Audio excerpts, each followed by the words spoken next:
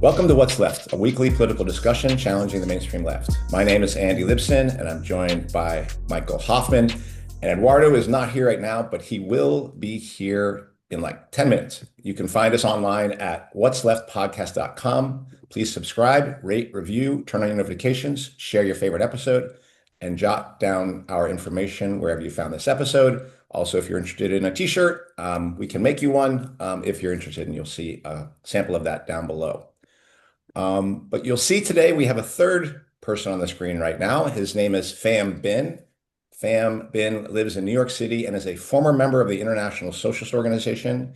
His writings on history, revolution, and socialist strategy have been published by Occupy Wall Street Journal, Counterpunch, ZNet, and other publications. Welcome, Pham. Hey guys, happy to be here. Happy to be here. Very good. And let me just say that I've known Pham for a long time. Did we ever meet each other in the ISO, like at a district national something or another? I think, I mean, I have some emails exchanged with you going back to 2006. Okay. Because I guess there was some argument at the time about whether the Taliban counts as a national liberation movement. That's Right, what right, right, they, right. I don't remember what the heck we were Okay. talking about. Well, I did see you and Brian Belknap probably at a convention, probably in 2000 or 2001.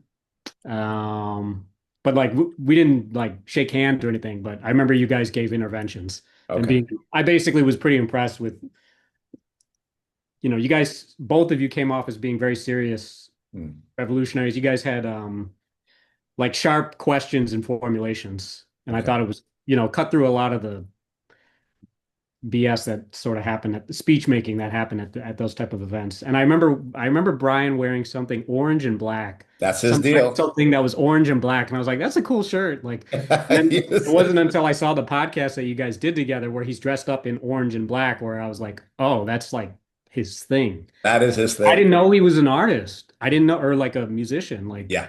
I had Yeah. no idea. Like, Yeah. like, Yeah. And um, yeah.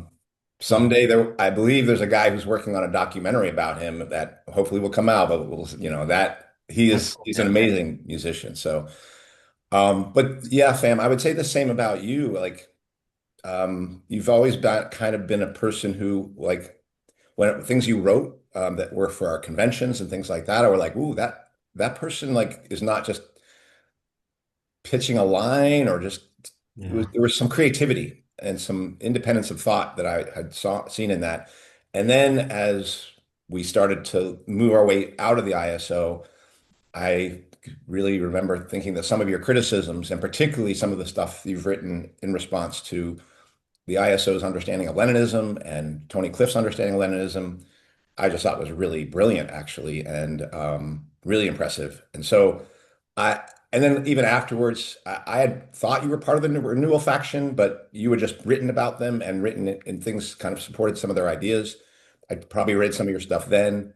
So when you reached out to me maybe a month ago and said, "Hey, I see you're still doing what's left. Can I be on?" And I was like, "Yes." I mean, it was almost like a long lost, well, certainly a long lost political friend, just coming and saying, "Hey, can we catch up?" So this is very exciting for me because, in many ways, Eduardo and Michael aren't just going to get to know you. I'm going to get to know you more because I think there's a lot of things to talk about, and we're not going to talk about them all in one episode. I think we'll have you on possibly a series of episodes coming forward. Okay. Uh, Cool. but I want to start today just getting to know your background, who you are, and then kind of come to bring us forward to today. Okay. Wow. Yeah. Oh, and I want to have Michael, because Michael, you sent us a bunch of things to read. Maybe Michael, if you want to say just your impressions just from that, without getting into the subject, because we can't do that. But wanted to see if there's anything you can say, impressions you've had of Pham, either from his writings or just maybe you've been familiar with him. Well, I remember when you wrote some things about Tony Cliff and the idea of stick bending.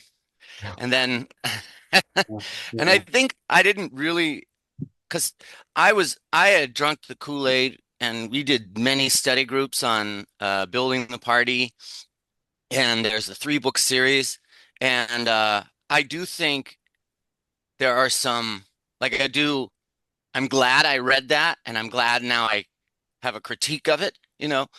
Um, but your criticism of, like stick bending as being, just completely intellectually dishonest, and then also like it would create complete distrust, and this doesn't actually fit with what we understand about the actual Bolsheviks, was very important, I think, to the folks around me. And I didn't understand because basically I didn't read any of that.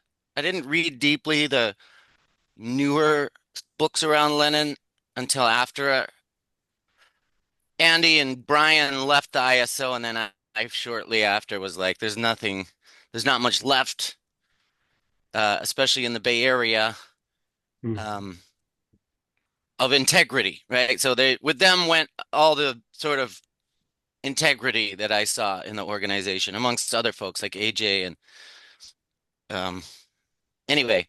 So your arguments clearly actually at that time were influential to my close political um, friends.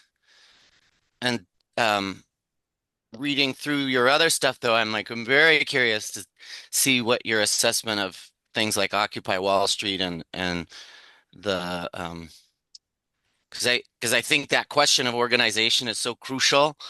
Like how can you actually build something that will have enough power to disrupt the the very enormous power of U.S. imperialism backed by world finance capital?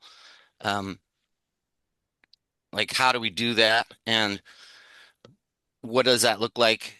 Um, and how can we use that to understand the fate of things like Occupy Wall Street or the Arab Spring or um, any of the other kind of almost revolutions? Yeah. Okay, so I guess I'll That's a go. big question. Yeah, And yeah, you yeah. don't, I'm not going to and jump so, into the question, but yeah. No, so no. yeah, maybe just start with like what radicalized you, Sure, sure. how did you get started?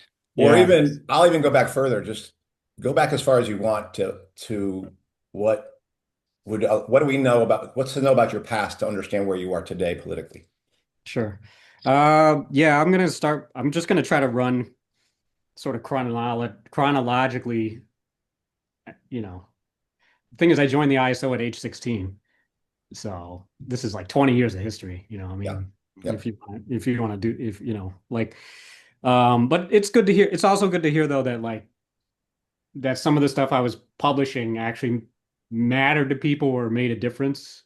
Because that was hard to tell at the time that all these sort of internet polemics were happening. It's just like, is this just a pissing contest? You know what I mean? Like I was publishing stuff because I felt like I basically kind of felt misled once I started investigating things on my own, and then comparing. This is what I was told, and then this is what I found out, and then this is what I told, and what I found out either flatly contradict each other, or what I was told is like cherry picked history.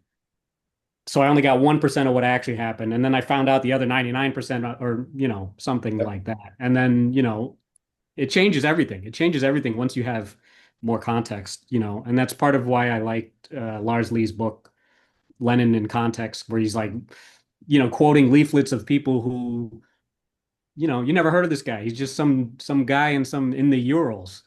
You know what I'm saying? But he's repeating some of so you see through other people's eyes, I don't know, whatever. So Yep. I'm glad that you guys Mhm. had some benefit from that because it was hard to tell, does this even matter? Who's reading this? Who cares? Because if nobody cares and if it's not impacting anything in a positive way, like what's the point of writing? Mm. What's the point of doing this? Mhm. So in terms of my biographical sort of background, um, I mean, in a way, I'm a bit of a red diaper baby. Like my mom is like fifth generation Irish American. And she's like a big fan of the IRA. Mhm. She's like an Irish nationalist, like Jerry photos of Jerry Adams in the house and stuff like that. Mm, And my father is Vietnamese, and he fled to America like most Vietnamese people who are here fled after 1975, after the South lost the war, communists take over. Everybody who was scared of communists for one reason or another, you know, hightailed it out of there. And then some people came over in the 80s as economic refugees, as so-called boat people. My father came here in 1971, 4 years Hmm. before the South fell, like in the middle of the war, basically. Wow. And he's from a town in the South, in southern Vietnam. And so my grandfather basically sent him here to be a draft dodger because he didn't want him to be, I mean, the casualty rates of the South Vietnamese army, you know, enormous. I don't know what they are offhand. So, he sends his, he gets, my father comes here, he's at University of Buffalo. It's the first time he ever sees snow. His first job here in America is shoveling snow. And he gets caught up in the anti-war movement here in America. Because you got to think it's a weird thing. Like you're fleeing this country, you're fleeing your own country, trying to evade a draft. You come to America, and then all these people are talking about Vietnam all the time. You know what I mean? Like how Mhm. could you not go to a demonstration or be at least curious? Like what is, they're all talking about my country. They're all against American foreign policy, all this kind of stuff. So, and what he told me basically was that like he didn't know because he grew up in the South under the South's government, which was a police dictatorship. He didn't know about Dien Bien Phu, which is where the communists inflicted a huge military defeat on France, and then that led to the partitioning of the country and all this other stuff. They didn't teach that in the schools at all because it made the communists Right. look good. It made them look, nationalist, something to be proud of. It's really, I think it's actually it's one of the few cases where developing world or third world countries army militarily defeats, an imperialist power. That's almost Mhm. never been the case. Mhm. So they didn't teach that in the school, but he learned about it here in America from basically leftists. And so he gets Hmm. involved in the anti-war movement. My mom was also involved in the protest movement against the war in Vietnam. And my dad ends up becoming a tanky or a supporter of the Workers' World Party, actually. Because so he gets radicalized. So he's like fleeing anti-communism. Most Hmm. Vietnamese people are fleeing communism. He fled anti-communism in a sense. And then he comes to America and becomes a communist. It's a very strange thing. And it actually put him at odds with like most of the Vietnamese community here Mm. and Yeah. parts of my own family where like his brothers and sisters, they're not ideologically like right wing, because usually when you say somebody's an anti-communist, usually that means they're virulently anti-socialist, anti-liberal, aggressively pro-Trump. You know what I mean? That's usually what somebody means when they say so and so is anti-communist. Usually it's a whole, and with them, it's more like, they just hate the government that exists there because it's corrupt and just, especially in the 80s they were doing a lot of stuff they shouldn't have been doing. Let's put it that way after the war ended. So my family is, his brothers and sisters and my grandfather were like, they're not pro-government, but my father was pro-government, because he got mixed up in he was part of a Capital Das Kapital reading group in Buffalo at the University of Buffalo. Like, yeah, very strange. Yeah. I think it's very strange, or very unusual, trajectory or whatever. So that's kind of like that ends up playing a role in how I get radicalized. I mean, first of all, I have a Vietnamese name, right? And it's Mhm. done the Vietnamese way. So the family name is first and then the personal name is second. So if Andy was Vietnamese, he would be Libson Andy. Oh, You okay. know, Hmm. all the names, it's the same thing Yeah. in Korea and China that the family name comes first and then the personal name comes last. And the reason that's kind of important is because, all my kindergarten teachers and first grade teachers, everybody, all my teachers, I had to explain to them the name thing. Why is my name Right. this? And why is my brother's name the same family name at first? So like I kind of got stamped with the Vietnamese identity, even though I'm only half Vietnamese, because I have the name and I had to constantly explain it to people. Like it made me more, it made like if my name was just John Smith, like I don't know if the subsequent path of radicalism would be the same, because Hmm. as I was saying, I was like a red diaper baby. So like in the 80s, my parents brought me to like peace in El Salvador rallies, like rallying against the Contras, rallying against, in favor of the Sandinistas, all this kind of stuff. I mean, I was too young to understand what the hell's going on, but going to protests was like part of my growing up culture. When my parents split up in 1991 and my mom took me and my brother to Rochester, we had gone to protest against the Gulf War in 1990 here in New York City. They were pretty big, and again, I didn't know what the hell's going on, but seemed cool, so, and my mom was also very, Oh, 1 second, fam. sure, By 1991, how old are you then? 8 years old, Oh, okay. All 8 right. years old. So, um, but the protests, I think, were in 1990 because the Gulf War is like January of 1991, I want to say. And the protests were definitely wasn't winter because it was, there was no snow on the ground for sure. So that was like fall of 1990. And yeah, I didn't understand any of the issues. I didn't know what was going on, but I got exposed to this kind of stuff early. Um, and my mom was also very into Vietnam veterans against the war. She was, even though she's like ideologically or politically like a liberal, like she's all about, and she, at the time in the 90s, after she split up from my father, she became a machinist, which is like a very unusual occupation for a woman. Like Mhm. it's a male dominated blue collar industrial. You're like you're doing trigonometry to figure out how to cut parts. And I failed math in middle school, so I don't Mhm. know what the hell she was doing, to be honest. But so I grew up in Rochester, and my mom's working a blue collar job. My father was like an auditor for New York State Medicaid. So like sometimes doctors or pharmacists would bill New York Medicaid like $100 for a single bottle of Tylenol. So his job is to like go through the spreadsheets and be like, gee, does a bottle of Tylenol really cost $100? And then, he goes and visits and checks it out and, whatever. That's, it's kind of like, it's almost like accounting, but also investigative. Like you Right. have to like, put two and two together. But it was kind of a low paid, like civil servants and, and government employees in general make less than the private sector, Mhm. and Yeah. he definitely wasn't making that much money. And so my mom was like, so she worked at a blue collar job, but she was also sort of ideologically attached to like the industrial workers of the world. Like she was a member for a while. Like they Oh, still existed mhm. in the 70s, 80s, and 90s as a very small group, kind of like I don't want to say a reenactment society or a nostalgia, but it's kind of like a nostalgia thing. You know what I mean? It's like the old IWW people, it's people who like the old IWW, and they gave her everybody who signed up in those days, they gave you like a songbook. So Solidarity Forever with all the musical notes and like so she's kind of like into so she kind of I kind of grew up thinking having this kind of I didn't know it at the time, but it was kind of a blue collar perspective. Andy, you had your hand up. No, just to let you know that the Oh, IWW in the Bay Area still exists in that same way as both hearkening to that tradition, but also trying to rebuild it. So I know a guy I was worked with who was in the IWW like in 2019.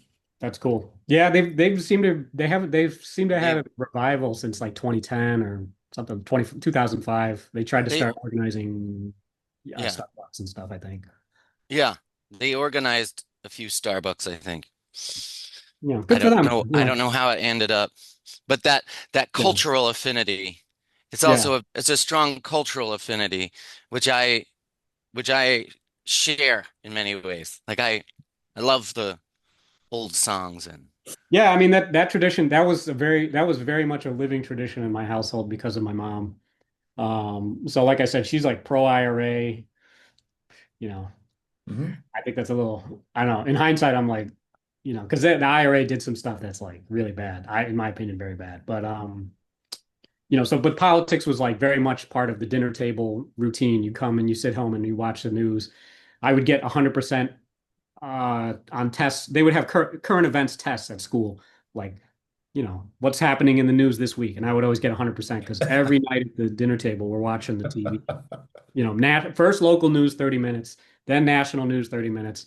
So then I'm like probably the most informed 12-year-old, 10-year-old, who's watching 5 hours of Peter Jennings every week? It's crazy. Like, in hindsight, I realized like it's a little weird, but it gave me, I was already in a culture that I didn't. Hey, Eduardo, what's up? Start out. But so Eduardo, Sure. Ben is or Pham is still right now at the beginning of just walking through his Family background. childhood. So you caught us at the right Right. time. Yeah. So His take name it. is Bin. His Yeah. last family name is Pham. Oh, Yeah. Oh, okay. Yeah. It's So, I okay. saw in the email it was Pham. That's why. No, it's when I okay. refer to you, I should say Goes Ben. the other way. Yeah. You Sorry. should, but it doesn't, I'm not a stickler for rules on that sort of This, stuff. this part will be on there because this is a clarification that needs to Yeah, be yeah, made. yeah. No, it's Uh, fine. So I'm that's kind of like, so I was telling them basically I kind of grew up as a red diaper baby in a sense. I grew up in a household of radicalism, anti-war, progressive, like it was never forced on me.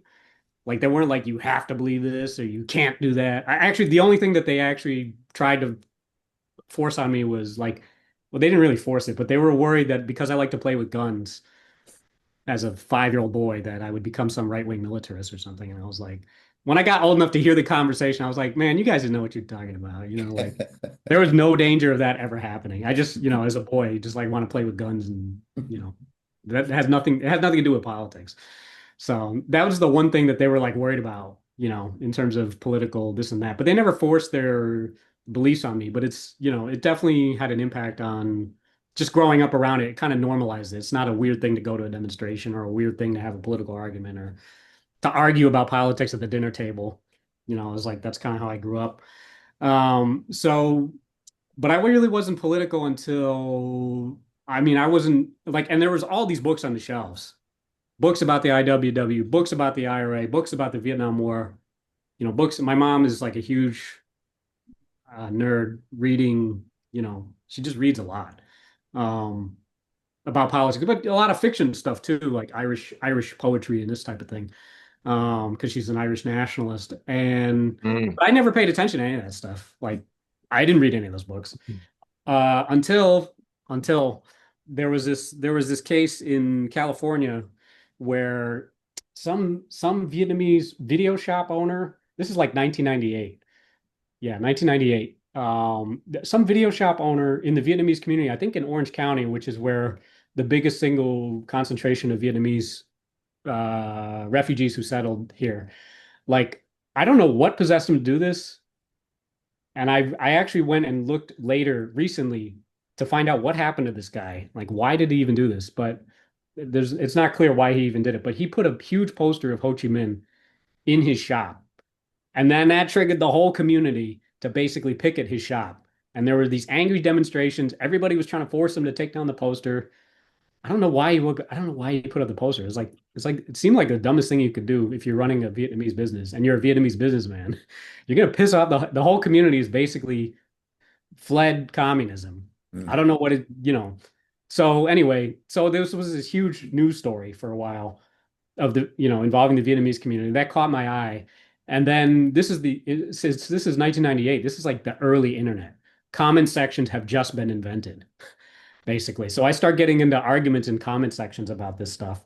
And people start bringing up stuff that I don't know about, like the Vietnam War, America did this, the communists did that, da, da, da. And I'm like way out of my depth. I'm like, for me, I was just like, I think my original position at the time, I can't even remember now though, is like, if you don't like the guy's poster, just go to Blockbuster.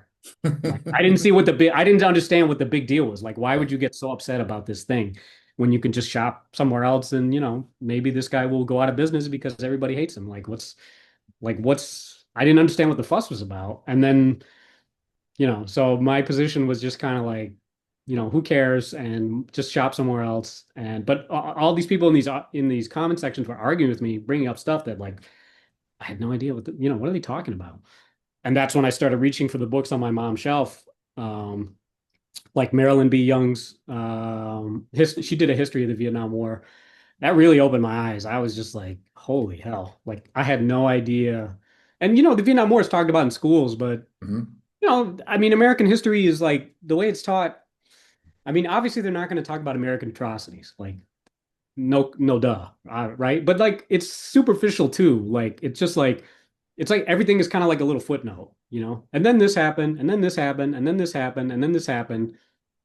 And there's no in schools, there's no like, in middle and high school, there's no like, why did this happen? Why were people mad about the Vietnam War and not the Korean War? Or, it doesn't go beyond like the kind of superficial chronology.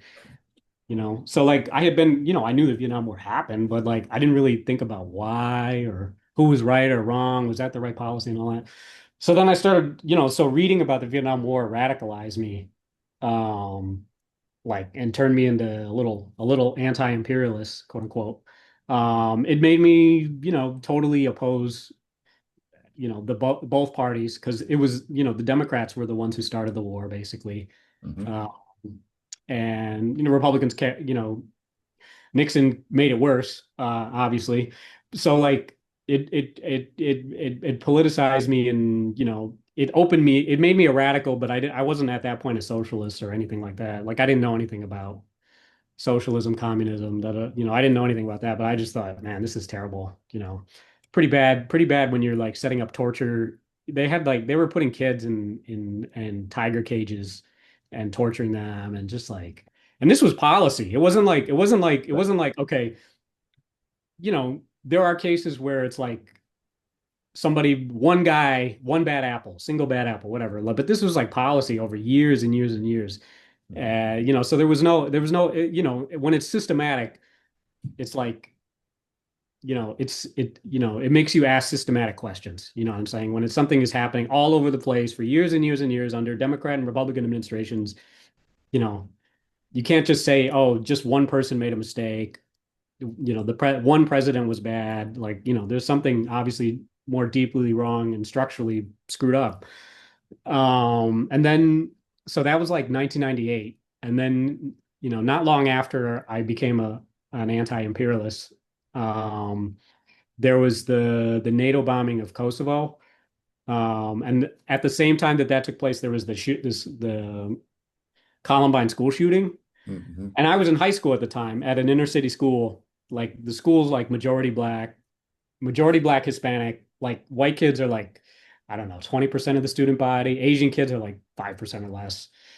Um, and the next day after the shooting, after the Columbine shooting, which was done by, Nazis basically, um, wearing trench coats. Trench coat mafia is what they call themselves. The next day after the shooting, like they had metal detectors in my school. And I was just like the school, like the Rochester schools are like, my school was like the best of the bunch. Like if you had to rate if there was a hierarchy of how good the school is academically and in terms of like infrastructure and all that, my school was like at the top, and there were a lot of schools that were below us, but like we were not doing that great either. In terms of like repairs, doors don't work or don't open. There's paint peeling, probably asbestos in the basement. The Hmm. lunchroom was actually a basement with no windows.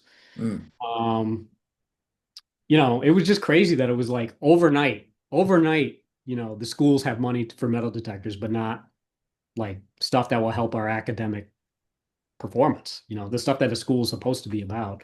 So that definitely radicalized me a lot. And it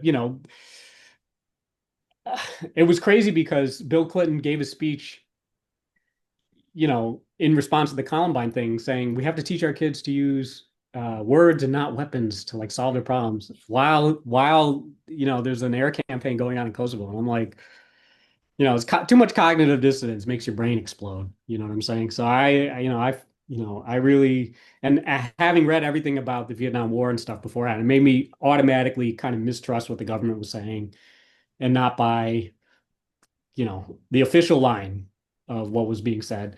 And I started looking at like Z Magazine. I started reading leftist, anti-war, anti-imperialist, whatever you want to call it, magazines. There was Z Magazine, and there was another one. Oh, Covert Action Quarterly. That's what Mm. it was. Mm. It was kind of like standard issue. I mean, there's nothing that remarkable about it. It's just, I think Covert Action Quarterly might have actually been like a tanky thing, though, And unfortunately. just before you go too far, Sure. you say a This little is bit like about 1999. yeah, but what tanky means because I don't necessarily know Sure, that. sure. Go ahead. Just say a little bit about tanky because you Sure, sure. describe your Yeah, dad. Your dad was a tanky when he became a communist. So maybe a little about that and then carry on. sure. Yeah, tanky is just a pejorative for people who support the USSR, PRC, China's government, Cuba, uh, Yugoslavia at one point was so-called communist. Yeah, so anybody who supports those regimes, is you can just call them a tanky. It's like calling somebody a liberal. I mean, liberal has become a Right. slur too, unfortunately. And if I It's understand it, it's because, they might even support the willingness of those countries to use their tanks to enforce yes. their Yeah. I mean, their socialism. the specific reason the word tanky became a thing is because in 1956 there was an uprising in Hungary in the Eastern Bloc, and they actually set up workers' councils again, to as part of the uprising. And then the Russians sent in their tanks, their literal tanks, to like smash it. And there were people in the West who were like cheerleading the tanks, and that's how they became known as tankies. So yeah. So, I don't know. I feel like tanky is also a better word than Stalinist because there's malice, like Mhm. tanky encompasses that range of opinion of people who support it, even if they're not Maoist. Because there are people who support that stuff, even if they're not actually Maoist or Stalinist or Right. Astroist or, whatever. So yeah, so I was reading Z Magazine, Covert Action Quarterly, and just and I started going to Food Not Bombs, which is like an anarchist vegan. They make vegan food for homeless people, basically. Me and my friend Ariel Cruz, who's actually in DSA in Rochester. He's active nowadays, I guess, from what I understand. But so me and my friend, we were getting radicalized, and we wanted to do something. We wanted to, we saw all these things that we saw as injustices, and wanted to, you know, lend a hand in, you know, working in the opposite direction, I guess you could say. So we started doing food not bombs and getting up at 6 or 7 in the morning on Sunday, every Sunday, to go cook food at a church. The church was actually run by a Catholic worker. Catholic worker is like established by a woman named Dorothy Day, who like it came out of the 1930s, as far as I understand, and it's kind of like it's not liberation theology in the sense of like leftist Catholicism from Latin America. It's not like that. It's like but it's kind of this. It's a similar thing where it's like they're very pro poor people and Mhm. very pro helping poor people, helping homeless people. Like you could argue that's the original message of Jesus Christ, and where he's going around Palestine or Judea, I guess it was called back in the day, and he's healing the blind and he's healing the sick and he's feeding the hungry. That's kind of like what Catholic Worker is all about. Mhm. And they actually sponsored they were big fans of protesting the School of the Americas, which is where the US government was like training dictators and torturers in Latin America. So like the Food Not Bombs thing put me in touch with Catholic Worker and all the sort of a local progressive community in Rochester, New York. Um, and I actually ran into somebody in the International Socialist Organization who would sometimes show up. I mean, we didn't really, get into it about in political, like he didn't try to recruit me or anything like that. But I encountered that's probably my first encounter with the ISO, was somebody co-volunteering there. But I ended up running into a different person, a guy named Brian Irway. You were recruited by a guy named Brian Belknap. I was recruited by a guy named Brian Irway.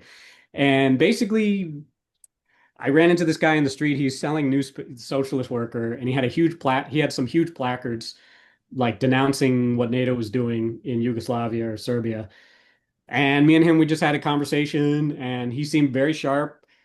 He was very sharp, very enthusiastic, but also like what kind of impressed me about him and what he seemed to be trying to do was, he was trying to combine the impression I got of the ISO was that it was trying to combine some type of radical politics or radical analysis with some type of pragmatic, practical, do something in the real world. Don't just write denunciations of imperialism in a magazine or online, they were trying to seem like they were trying to like get people organized and do something about it. So that's kind of how what piqued my interest about the ISO in terms of, I went to a meeting, or me and my friend Ariel, we went to a meeting. I think the first ISO meeting we went to was like titled Marxism versus Anarchism. And they had invited a local anarchist to speak, and the guy didn't show up.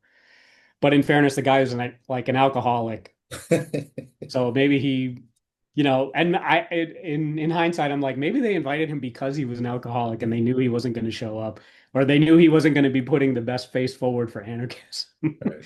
But that kind of resolved the debate for me when they didn't show up. I was like, I don't care about anarchism. I mean, I kind of just ruled out, they had this whole thing where it was going to be, A versus B, and then B doesn't show up. So I was like, well, Yeah. I guess that's that for B. I'm not really probably, which was probably an unfair thing because it was an ISO meeting, but that's how we got started. And so Well, let's go ahead. because I think you're about to move into the ISO phase maybe a little bit. Yeah, yeah, Yeah. Let's take a pause and sure, I want to give Michael and myself a chance to kind of say a few things about some of your past and see where they might intersect with us, just so sure. we'll make some because then go into the ISO part. And Eduardo, you can kind of either bring in a question you might have. I want to say that number one, it's interesting because what radicalized me that ultimately led me to meeting Brian Belknap was the Kosovo War, actually, as Mm, well. And the Columbine thing had not been in any feature of my radicalization, but you were entirely right. Like, I remember being so outraged when Madeleine Albright was saying, the Serbians need a little bombing. Like, they just need it, And like that to be said at the same time as this language of Columbine. I never put those two and two together because I was much more radicalized by our foreign policy than the internal lies. It was only later that the internal lies became more meaningful to me. But it's really interesting as you, as a high schooler, are yeah, confronted immediately with that dissonance. That was one thing that was interesting as I heard you talking about. And the School of Americas was a major feature of a woman I work with, Miss Darylyn Tom. She went to prison over that, and she ran into all these Catholic priests and people around that. And I feel like the School of Americas, because it's been renamed the West something for Western Hemisphere for Peace or something like that. I don't know what it's called, some bad name. but Yeah. it is still a very big feature of the U.S. imperial project in Central and South America.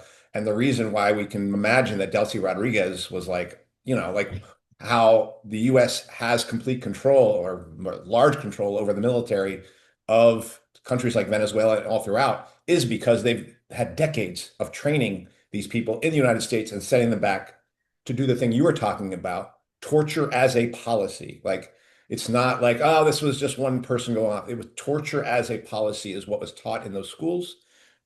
And they probably learned it from the Phoenix program in Vietnam, and then they take it into Abu Ghraib. I mean, people have to understand, and I know I brought the Epstein files is not an accident. These people know how to do violence at very deep levels. So those are some things that I thought about as you were talking, and I had to spill that out. But Michael, I don't know if you have any thoughts.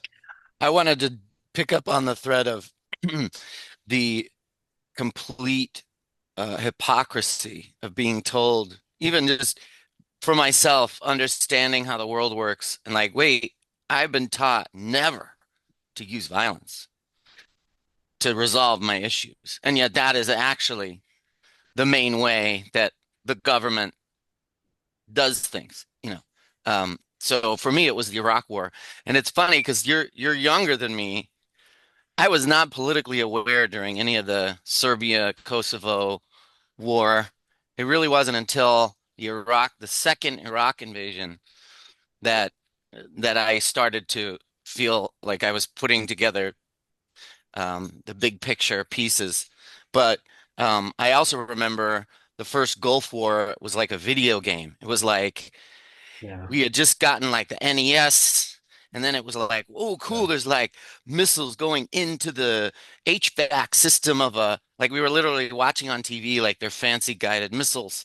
Yeah. And I remember there were trading cards and there were like U.S. generals and different kinds of like the Patriot missiles on one. And, it Yeah, it was that merch, always, Gulf War merch, basically. Yeah. yeah, I do remember yeah, that. Yeah. I was like, yeah. yeah. It was like a sports Yeah. event. Um, so, but that didn't really translate into like political activity for me until the um, 2003 invasion. And Eduardo, do you have any either comments, or maybe we'll just go back to Ben if you. No, we'll go back to BIM because this is where we're getting to ISO. So Yeah. Well, my uncle was a Jehovah's Witness, so that's my connection with Eduardo. That's where we come. Man, there are so many people like my brother's wife. She was in Jehovah's Witness. I feel like it's all around us. Like there's They're organized, Sidi. yeah. They're the real Illuminati, probably. Something. I don't know. They're They're everywhere. They're everywhere they're and nowhere. Leninists. The true Freemasons or something. Anyway, um, so yeah, so I joined. So basically, my friend and I, Ariel, we joined the ISO, but at that time, the Rochester branch was basically one guy, Brian Irway. Mhm. So like we joined and created a branch of three, and I was 16, and this is like summer of 1999. We didn't join, or I think we joined either like before the socialism conference of that year or after, but we didn't go because it was like too short notice to like, spend the money. I mean, high school kids, high school Mhm. kids don't buy a plane ticket or booking a hotel. Like, I mean, we came around the ISO and joined at a point where it was like too late to like go to that event. Brian went though. And this is a guy who's like 45-year-old white guy who works at the University of Rochester. He's like a lab tech, like, people have like, testing like, urine samples to see if there's drugs or, it's like routine lab work, blood work, this type of thing. So that's what he was doing in terms of his occupation. And, he had a family with kids. Um, so he's like a family man. Um, and I feel like at the time that me and Ariel, my friend, was like the same age as me, 16 years old. We're both in high school. I feel like that profile, at least at the time, was kind of unusual for ISO members to be family, to already have kids and be middle aged. Like, I feel like, the vast majority of ISO members were between 20 and 30 or 20 and 35 and didn't yet have families, So I feel like some of the problems that seem to happen in other branches, I don't think we had those problems in Rochester, partly because he was a family person and, his sense of identity was already developed and, he had an established life. And yeah, anyway, we'll get more into that later. Um, and so me and my friend joined the ISO. And then the first activist campaign that we get involved in was, there's this guy named John Duvall who was convicted in 1973 of murdering this out of town white businessman along with this woman named Betty Tyson. They're both black. At the time, they were both prostitutes, and they both served 25 years in prison for this crime. And it turned out they were innocent, that the police beat confessions out of both of them. Supposedly, she was the main person who did the crime, and he was like the helper or the accomplice or something like that. And eventually, Betty Tyson's conviction gets overturned because of um, they basically falsified a bunch of evidence or withheld a bunch of evidence from her defense attorney, and so all this stuff comes out, and then it raises the question of like, so if she's innocent, right? Like that raises the question of like, what about this other guy who supposedly was her right-hand man, so to speak? And so eventually his conviction is overturned, but the prosecutor, for whatever reason, decides to retry him on the original 1973 charge. And the legal reason why it wasn't double jeopardy is because when you overturn a conviction, it's like it never happened, you know, Mm. which is the kind of thing that just drives me crazy. Yeah. And it's why I could never become a lawyer, stuff like that. Technicalities that drive me crazy. So they tried to put him on trial again. And so the ISO, the three of us, three kids and an adult basically decided to take up this guy's case and like try to make some noise around it, build a movement around it, or put some pressure on the attorney, the district attorney not to do anything. Also, I should mention that in 1973, this guy John Duvall was like not just not just a prostitute, but like on drugs, but also a transvestite, like not transgender. Like there's a whole discussion of how the culture around that has changed. Like there was no such thing as transgender in 1973, Hmm. but like it was pretty clear that like the cops picked on these two people that nobody would stick up for. Nobody would cry or care about if they just went to jail and got convicted on false charges. You know what I mean? They just picked on like the weakest, most vulnerable people that nobody gave a shit about to just peg this crime on them. Um, regardless of whether they were guilty or not. So, that was like my first activist campaign, and we were doing public meetings at, black churches. I brought John Duvall to my high school to speak. Wow. And the crowd and the kid, 30 kids stayed after school for like 3 hours to listen to this Wow. guy tell his story. It was crazy. It was like, I really didn't think that many kids were going to be that interested. I didn't think the whole room was going to be packed, and people were crying and stuff because he was telling his whole story of being locked up in prison for 25 years for something he didn't commit, crime he didn't commit. Now that I'm telling the story, I remember now why the prosecutor decided to go after him again. It's because during his parole board hearings, he said he did it and he felt sorry because he was trying to get out on parole. Whereas Betty Tyson was like, I'm innocent. I don't feel remorse because I never did the crime. She just kind of stuck with that the entire 25 years. And he was like, he took the opposite choice and was like, "Oh yeah, I did it. I'm so sorry." So they were trying to use that as evidence against him Yeah. to reconvict, even though there was no physical evidence linking them to the crime. There was no eyewitnesses. They had nothing on these two random people that they just grabbed. Basically, there Wow. was absolutely nothing tying them to the crime at all. But they tried to use, his parole board hearings and stuff against him. So eventually what ends up happening with this is that like the activist campaign doesn't go anywhere. And in hindsight, I don't know whether that's because it was not smart to put two 16-year-olds and a 45-year-old guy in charge of the thing who don't know what they're doing, or I'm not saying Brian Irway, he had joined the British SWP in like 1978 or 1979 or something like that. And then he came to Rochester in the 80s and he recruited Phil Gasper. Hmm. And I think he might have recruited Kianga Yamada Taylor too, who later is, now she's like a celebrity kind of on the left. But, Brian had been around for a long time. So I can't say that like he didn't know what he was doing, but in hindsight, I'm like, man, maybe we made a mistake. Maybe there was something I was overlooking as a 16-year-old that we didn't do. Because we tried really hard to build some type of grassroots support for him and just didn't get anywhere. Like black churches and leaders were not interested for whatever reason. Maybe because he was gay. Yeah, I truly don't know why. Hmm. But we just got nowhere. Like besides that meeting with the kids in my high school, like we really just did not have success in getting any politicians to support it. Or we had marches and stuff, but they were very, very small. The meetings in the black churches were very small. Like we just didn't get anywhere. But thankfully, in the intervening 25 years, John Duvall's cousin had gone to law school and she was the head of the DC Lawyer Guild or something like that. So she came into Rochester to like be his lawyer this time instead of having some court appointed bozo. And I skipped school to like be part of I was there for the opening of the trial. And with his family and some of the activist people, we showed up in court and stuff like that, to show support for him and stuff. So that was like my introduction to actual activism and campaigning. And like we didn't succeed, but John Duvall beat the charges. Like they had no evidence. They really had no evidence. And the only reason he got put away the first time is because he had a court appointed lawyer. And he just got a raw deal basically.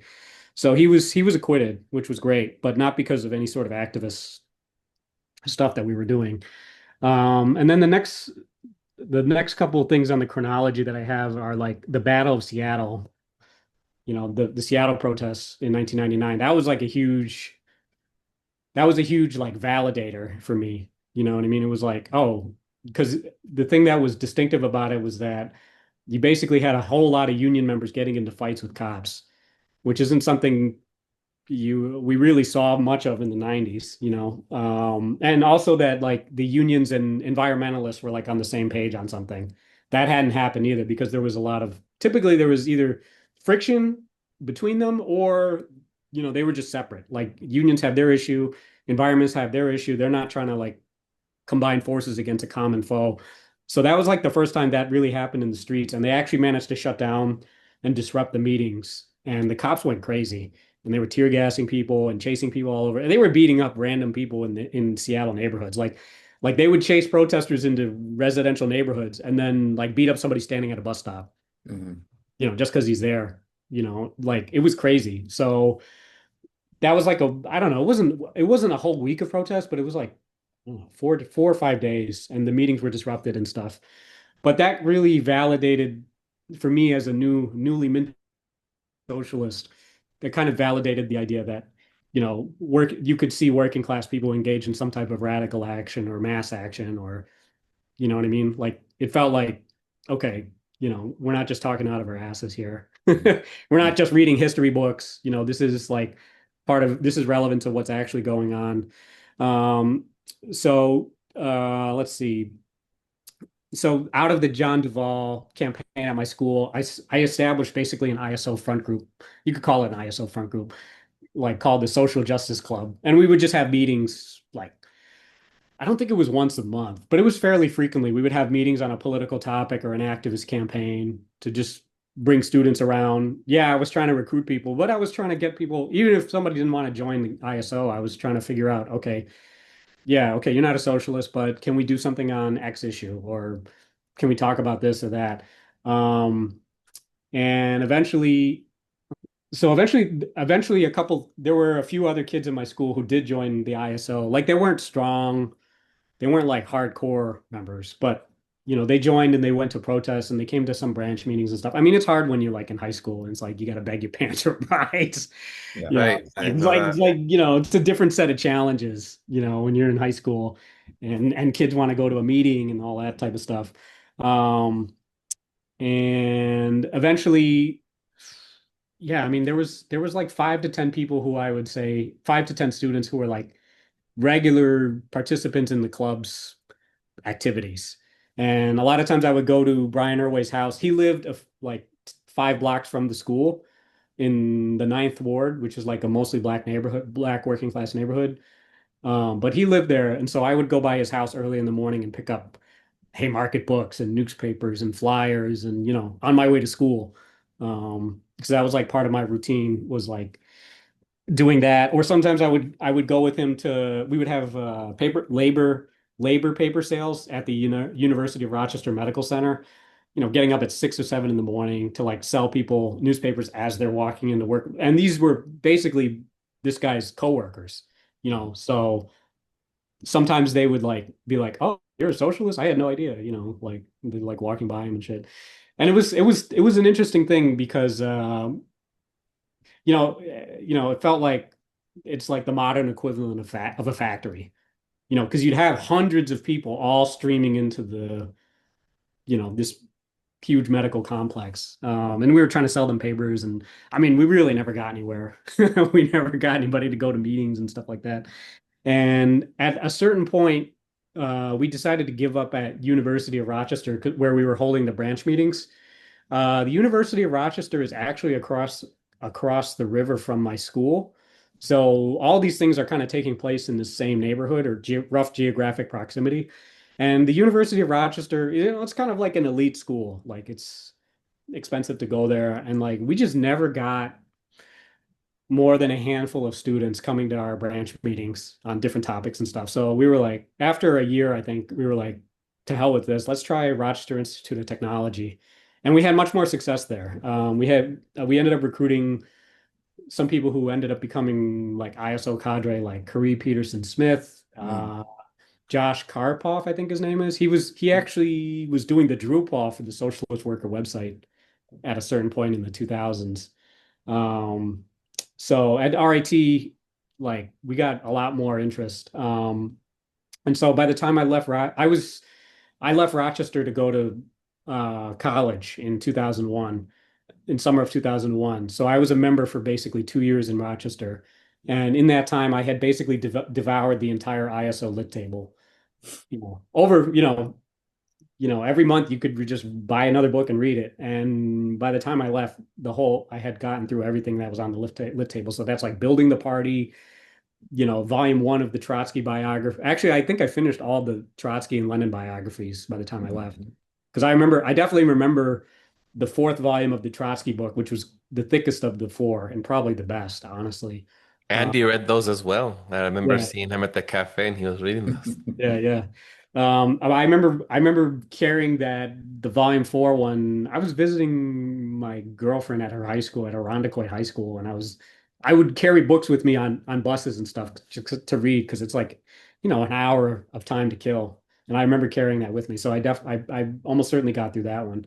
But there was a lot of stuff that I read that was like, the all the big names of the international socialist tendency, like Duncan Howells, John Molyneux, um, Don't uh, forget Kalinikos. Kalinikos. Yeah, I read his Revolutionary Ideas of Karl Marx. It was a pretty good book. John Rees.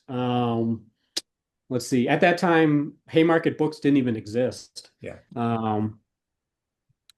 I actually brought in a little piece of historical memorabilia I to show think you that would have, guys. a lot of our stuff was from what I was called bookmarks at the time. Yeah. I don't know if you remember this. This is by Alan Moss. I don't know if Oh, you, it's not showing up because of the thing.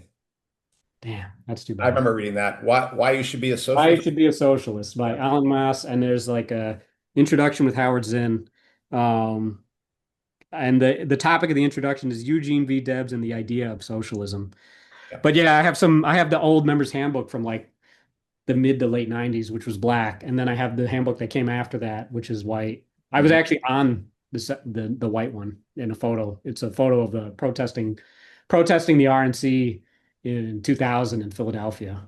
So I went to that, and then there was like the inauguration protest against Bush. That was like a pretty big protest. I actually reserved the bus from Rochester in my name as an 18-year-old, which is kind of weird. It's like, is this legal? I'm only 18 years old. I didn't even learn how to drive at that point. And they were like, yeah, just reserve the bus. And I was carrying, in my high school, I was carrying a big, like a can with a sign on it saying Bush stole the election, donate money if well, we were calling him the commander and thief or something like that, something edgy. Um, yeah, it was like a whole thing. Um, and so the bus was full though. The bus from Rochester was full and the ISO basically organized it. And by the time I left Rochester, we had like 15, I want to say 15 to 20 members, something Wow. like that. So we started out with three, and by the time we left, 15 or 20. I think that was pretty good. Yep. Not and some of those people are still active. One of the high school students, David Peel, he's like he works for a union in like Massachusetts. He's like, I don't know exactly what he does for the union, but he's still active in labor stuff. Because sometimes I look people up just out of curiosity. So yeah, I left Rochester in summer of 2001 to go to SUNY Geneseo. Um, and during the summer of 2001, the big thing that was going to happen was there were going to be protests. There were going to be protests against, I forget which three-letter organization. I don't remember if it was the IMF World Bank meetings that were Yeah, going to, we're like in Canada or something like that. or FTAA or something like Yeah. that in Washington. And then 9/11 happened. Yeah. And that was basically the end of the global justice movement, which had been taking place since in the late 90s. That was basically the end of the global justice movement. Internationally, there were protests against, these trade organizations and these multilateral economic forums and all this kind of stuff. But in the US, it was over and everything switched to like the war. And I was by myself in Geneseo when 9/11 happened. I mean, by myself in the sense that like I was the only ISO member on that campus.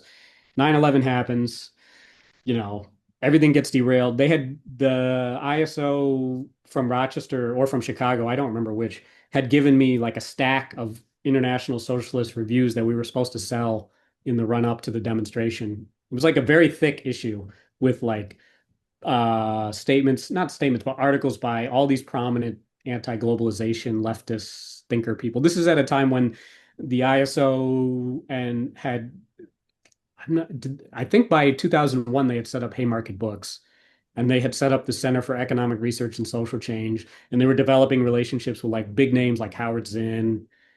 I don't think they ever had a relationship with Noam Chomsky, but that's when the ISO started becoming sort of influential in the so-called broader left liberal Mhm. space.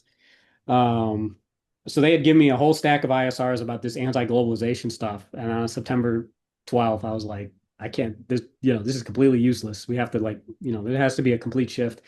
And the ISO basically shifted to anti-war stuff at that point. And I was printing up flyers that were sent to me in ISO notes by Sharon Smith that said like don't turn tragedy into war, and it had a bunch of, I don't remember what it said Yeah. because I didn't write it. It came from Chicago. But at that point it was like it felt good to be part of a national organization, and that I wasn't just operating completely by myself. I had some guidance. I was part of something bigger, that was, and they made the newspaper go weekly too. I remember that. Socialist Worker at that up until then had been bi-weekly, every 2 weeks, a new issue. And then they made it go weekly for like 4 years or something like that. And it helped because it was like every week something was happening. Something the Bush administration was doing something else, something else terrible. Mhm. So that helped a lot. And before I actually went to Geneseo, I actually had a sit down face-to-face meeting with Sharon Smith at like a McDonald's after convention or something like that. And she was just asking me kind of like, she was just trying to understand who am I? Am I going to be okay by myself? Like, who is this person? What books had I read? You know, how much, all this kind of stuff. And, I mean, we had a friendly discussion. Like, there was no friction. I thought she was doing fine as a national leader. Mhm. There was I don't know if you remember this, Andy, but oh, you might not have been there, but there was at the one of the East Coast conferences, Sharon Smith, who was the national organizer of the ISO since 1983, apparently. Um, there was at the time there was like this movement on campuses in the late 90s to get their campuses to stop using sweatshop labor for like the merch of the campus or of the university. Um, and the ISO was part of that because the ISO had good presence on a lot of campuses. And Sharon Smith had said something. She basically said that as a child she had worked not in a sweatshop, but like that she had been part of that economy through Yeah. working at home. Like, I don't know if you remember this at all, but it made an impression on me. I was like, and I never heard that story ever again. Like, it wasn't something that she broadcasted in like her, it wasn't like this thing happened to me as a kid. So it made me think that it was legit. You know what I mean? That her family was impoverished, and part of how they were dealing with that was basically sewing stuff at home as part of some, sweatshop supply chain or something like that. I have no idea if that story is true. It seemed as I it, believe it's true because I mean, all I can say is it wasn't something she like, put totally on her sleeve. It was right. something that was shared and was part of her past, that was part of her, as I understand it, part of her connection to the working class and the radicalization. So yeah. Yeah, that's my understanding too. Like, and I got the impression that it was real because she was emotional, and it wasn't like broadcast all over the place. Like, you would only hear that story sometimes if you were in a certain context, you know. So yeah, but that was kind of my only direct dealing with Sharon Smith as national head of the ISO. When I went to Geneseo, I did talk to Ashley Smith, who was the East Coast organizer of the ISO. He was, I would say, mostly pretty helpful. And I started doing anti-war stuff by myself, basically, and pretty quickly I spearheaded an anti-war coalition organizing meeting to see how many other people besides me are anti-war or thinking about being anti-war or on the fence about this whole thing. And we basically had a coalition of like 20 people, and we met weekly all the way until I left Geneseo in like summer of 2002. And like the broader anti-war movement kind of collapsed once the Taliban fell. most anti-war groups, my understanding is that they basically collapse or people stop showing up to meetings. For whatever reason in Geneseo, people kept going to meetings. I think it's because we were bored. It's a rural campus. All you can do out there is drink and go to sorority and frat parties every weekend. Like, if you want to do something other than that, there's not a lot out there for you to do. So I feel like maybe we got by because kids were bored. Progressive-minded kids didn't just want to get drunk all the time on the weekend. So whatever, but we had, I managed to establish an anti-war group of a pretty stable anti-war group of about 20 people, and we would do like meetings. We had debates with the college Republicans at one point about the war and U.S. foreign policy. And within that, I was selling Socialist Worker and trying to recruit people to the ISO or bring people to ISO events, and eventually had a little study group of sorts where we would read uh, I think we read one of Chris Harman's pamphlets about how the Russian Revolution was lost. Um, and but I did face a strategic choice at one point in fall of 2001 as to whether should I try to start an ISO branch or should I try to start an anti-war coalition, and then within that try to build, see who's interested in socialist politics or whatever. So I think I made the right strategic choice. I think it would have been a very foolhardy or fruitless thing to just try to set up an ISO branch first and then, but I know different people probably might have made different choices at different times in their lives or in different contexts or whatever. Um, yeah, so then I moved to New York City and started going to Hunter College because I just didn't like Geneseo. Geneseo was like a culture shock for me because I was going from a majority black Hispanic inner city school where like everybody's getting school lunches for free because they make so little money to a school where it's like 90% white, 10% non-white, basically something like that. And everybody's from the suburbs and doing well for themselves and their parents have two cars and yada yada yada. Like for me that was, it was a culture shock. My family didn't own any cars. We didn't even have a microwave, Yeah. you know. Like I didn't realize like I knew when I was growing up I knew like going to an inner city school, like my mom was again she was at a blue collar job as a machinist, and she would tell me that she's basically being underpaid compared to her male counterparts, and she was making, I don't know, $6 $7 an hour for skilled labor in the 90s, which wasn't a whole lot. And we didn't have we definitely, I knew we weren't rich, but I didn't really think of us as poor, and we used to pay full price for the school lunches, and we didn't have a car, so like I couldn't, and we were not, we very rarely went to restaurants or movies and stuff like that because, there just wasn't that much money. And I could never figure out how were these other kids making it because most of them were on the free lunches and I was paying full price for the lunch. Lunch was like $2 or $1, something like that. And they were getting it for free and they were making significantly less than me. And I was like, how do you people survive? Like I didn't understand like you know what I mean? Like I felt like, we were making it, we're, treading water, let's put it that way. Making ends meet, the bills are always paid on time, but that's it. We didn't really go on vacations or there's nothing like that. No real luxury spending. And then there's these other people who are like, I don't know how you make it. I don't know how you make it on, 10,000 a year. I mean, I don't even know. Yeah. So I was going from that environment to like Geneseo where like, people's parents are buying them computer systems just for college. And, in the early 2000s, that was like kind of like a luxury, like a full computer system with a subwoofer and this, and, like that was like, you had some money, you had some disposable income.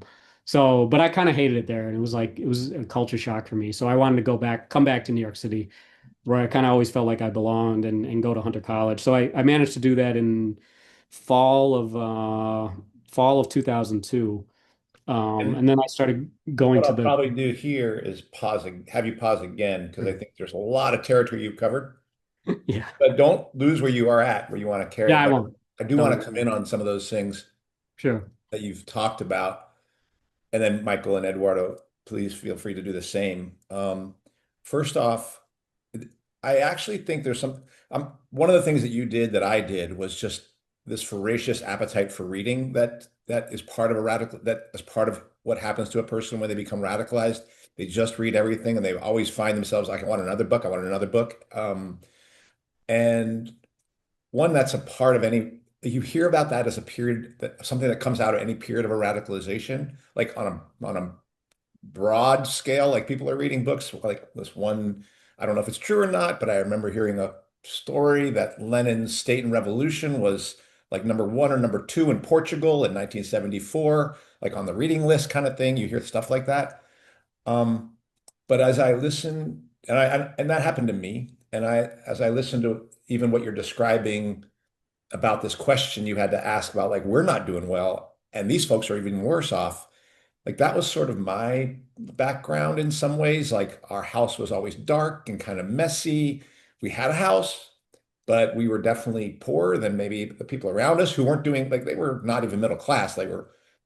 We lived in a poor working class neighborhood, mostly white people across the street from people who had been mostly black people, and there was like tension even there. But I do feel like that kind of growing up in that environment was part of the fire, fueled part of the fire for me wanting to read so much. It's got an anger thing going on in there as well, an injustice thing, like you feel like you were lied to when you come around, and then you become obsessed with finding out how to do something about that. So that's something I hear in your story that resonates to me and from me. I also want to say something about like uh, selling the paper. Like that was a tough part at first, like selling the newspaper. Like why do I need to do this? But I will say that the weekly newspaper sales became a big part of the experience of talking to people and just talking to people about politics at work doing my Three for Me program, like just trying to like get people to see if people would be interested at work. And like that became a big part of like talking to people about politics and animated that.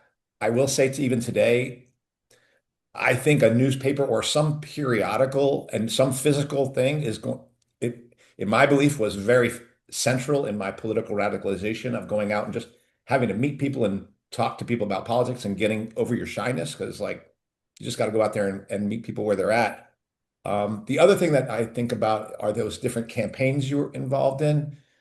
And it makes me think that the initial campaigns I was involved in were like, this is an ISO campaign, this is an ISO campaign, and that was essential to just even getting your feet wet on what does a campaign feel like? What does it mean? What does it mean to like set an agenda for something? Like your manager isn't telling you what the agenda is, your boss isn't telling, so you have to figure out what the agenda is. And that was very meaningful. And I do think that what's an interesting transition that takes place for me in the ISO is when I went from doing essentially ISO campaigns to when we started to launch our own campaign around Educators for a Democratic Union. Like me and other comrades were like, we're going to do our own campaign, which was signed off on by the ISO. But I think that once some of the lessons we learned out of our own campaign become a feature of it, end up moving us out of the ISO in some ways. But so those are just some thoughts I wanted to share. And I do remember that ISR, that big global justice ISR, it was green, it was big, and had all these people Yeah. on it. And then it was like you could just light it on fire right after 9/11 because there were just stacks of these things that were going to go nowhere.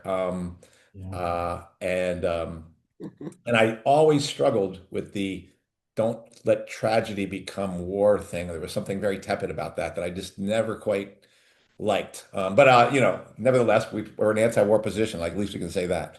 So that's something I wanted to share in terms of some of the things you brought up around the ISO and other things. So just don't lose your part, but I want to make sure that No, I'm a I'm chance. Yeah, yeah. So go ahead, Michael. I wanted to say, because I read your piece, so you want to join the ISO, which was written, I think, 2012, something 2013, like, yeah. But or yeah, 2013. close enough. So thinking about and listening to your story, and I agree with Andy that all that kind of stuff, the conversations, the paper sales, all the pre-meetings, the pre-pre-meetings, the pre-pre-pre-pre-meetings, no, uh, the like trying to get a campaign off the ground that doesn't necessarily take off. All of that, like in hindsight now feels like a sort of essential link to some kind of political training that doesn't exist anymore. That is actually very difficult for people to get. And so I wonder how you feel about that, or rather, here, I'll phrase it this way. How much do you feel like individual ideological recruitment played a role in building the Rochester branch? Because you just told us a story of how you went from basically, one guy to 15 people that produced some of the stars of the organization at some point. So how much, like, do you see, how do you view that process now? Do you view that as like it was totally, like a waste of time, or do you feel like there were valuable things about it? How much did individual recruitment play a role in that? Yeah, I mean, those are some good questions. I mean, I looking back on the whole thing, like, I mean, I also feel like I come from a weird dissident ISO thing perspective because in the sense that like I don't feel like I was ever mistreated or had a bad experience. Like nobody expelled me. Like like Mhm. like there were some times where I was in the minority on stuff and certain things might have been said that were questionable debate tactics or something like that. But it was never like egregious like Ben works for the CIA. you know, Something insane, like that. So like I don't have the thing is I don't all my critiques of the ISO never came from a place of like personal injury or bitterness or anger. Like mostly it came from like disappointment. Like I wish the ISO could do better. Why aren't you guys doing better? Like you should know better. A little bit like that.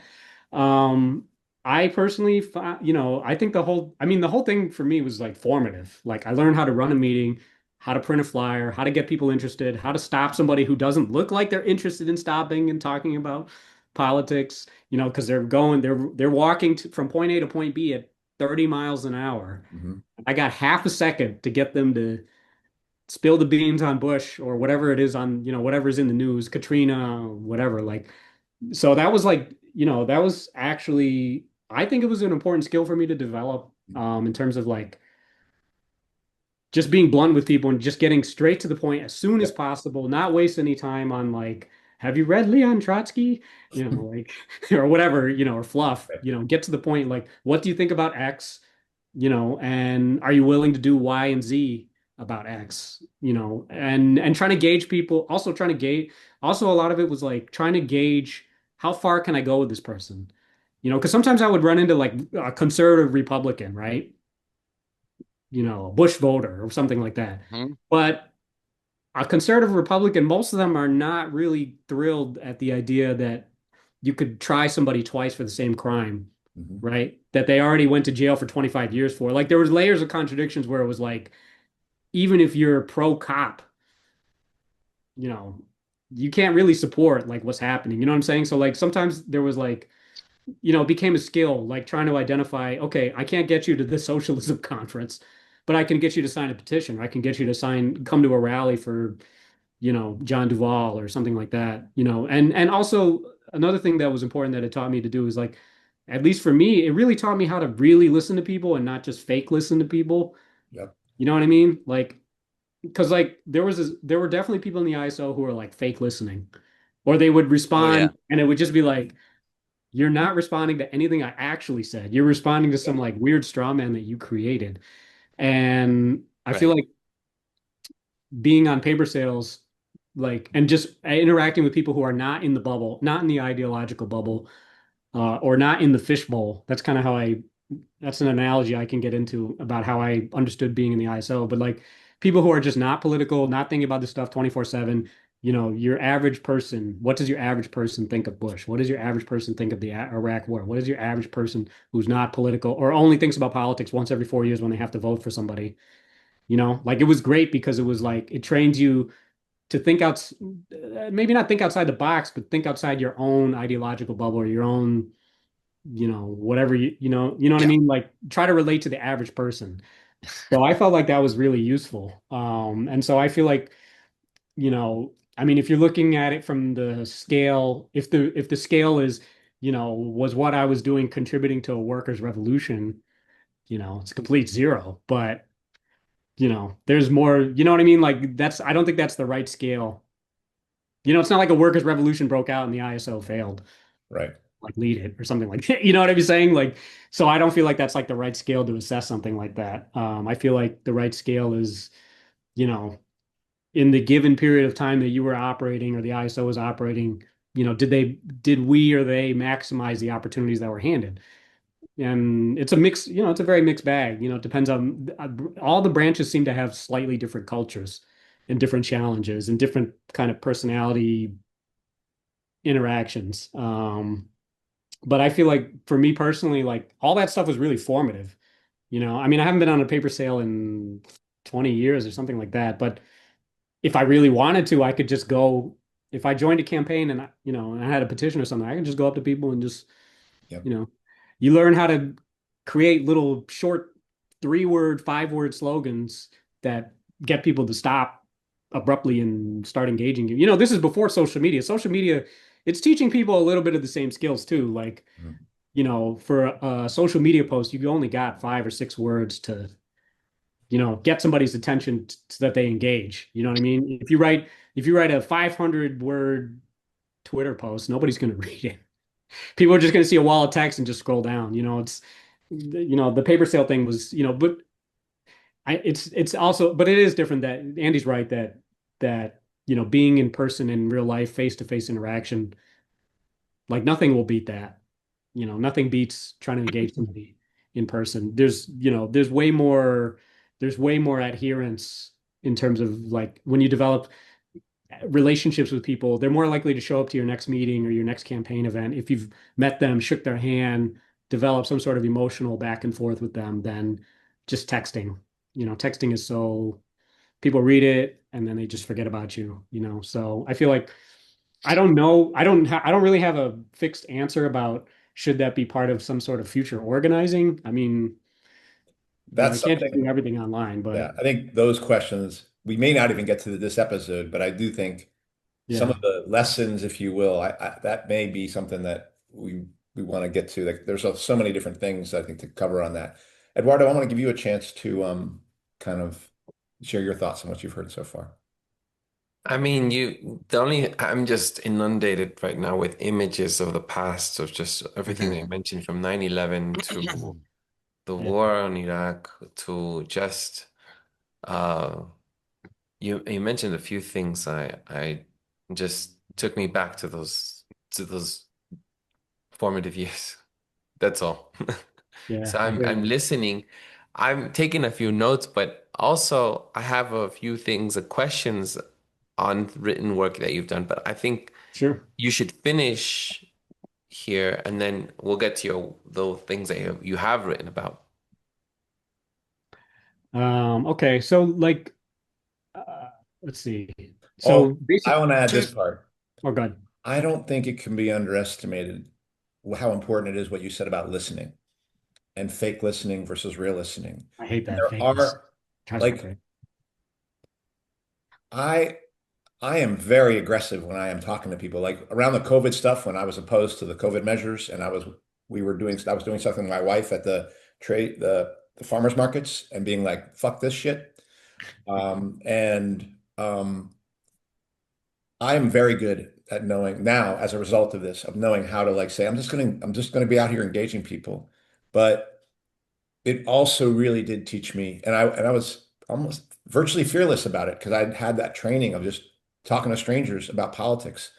Um, but the biggest feature it really gave me is like, what am I hearing from people? Like, what are they saying? Like, are they willing?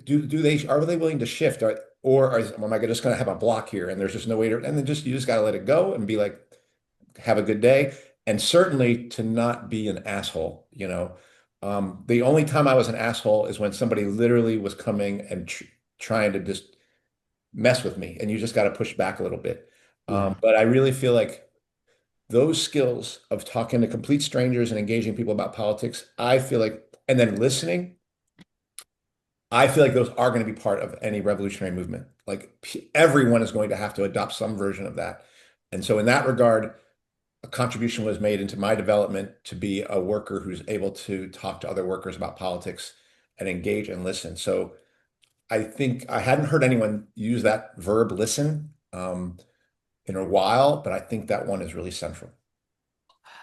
A quick thing in your piece about, so you want to join the ISO, this is related to the fake listening.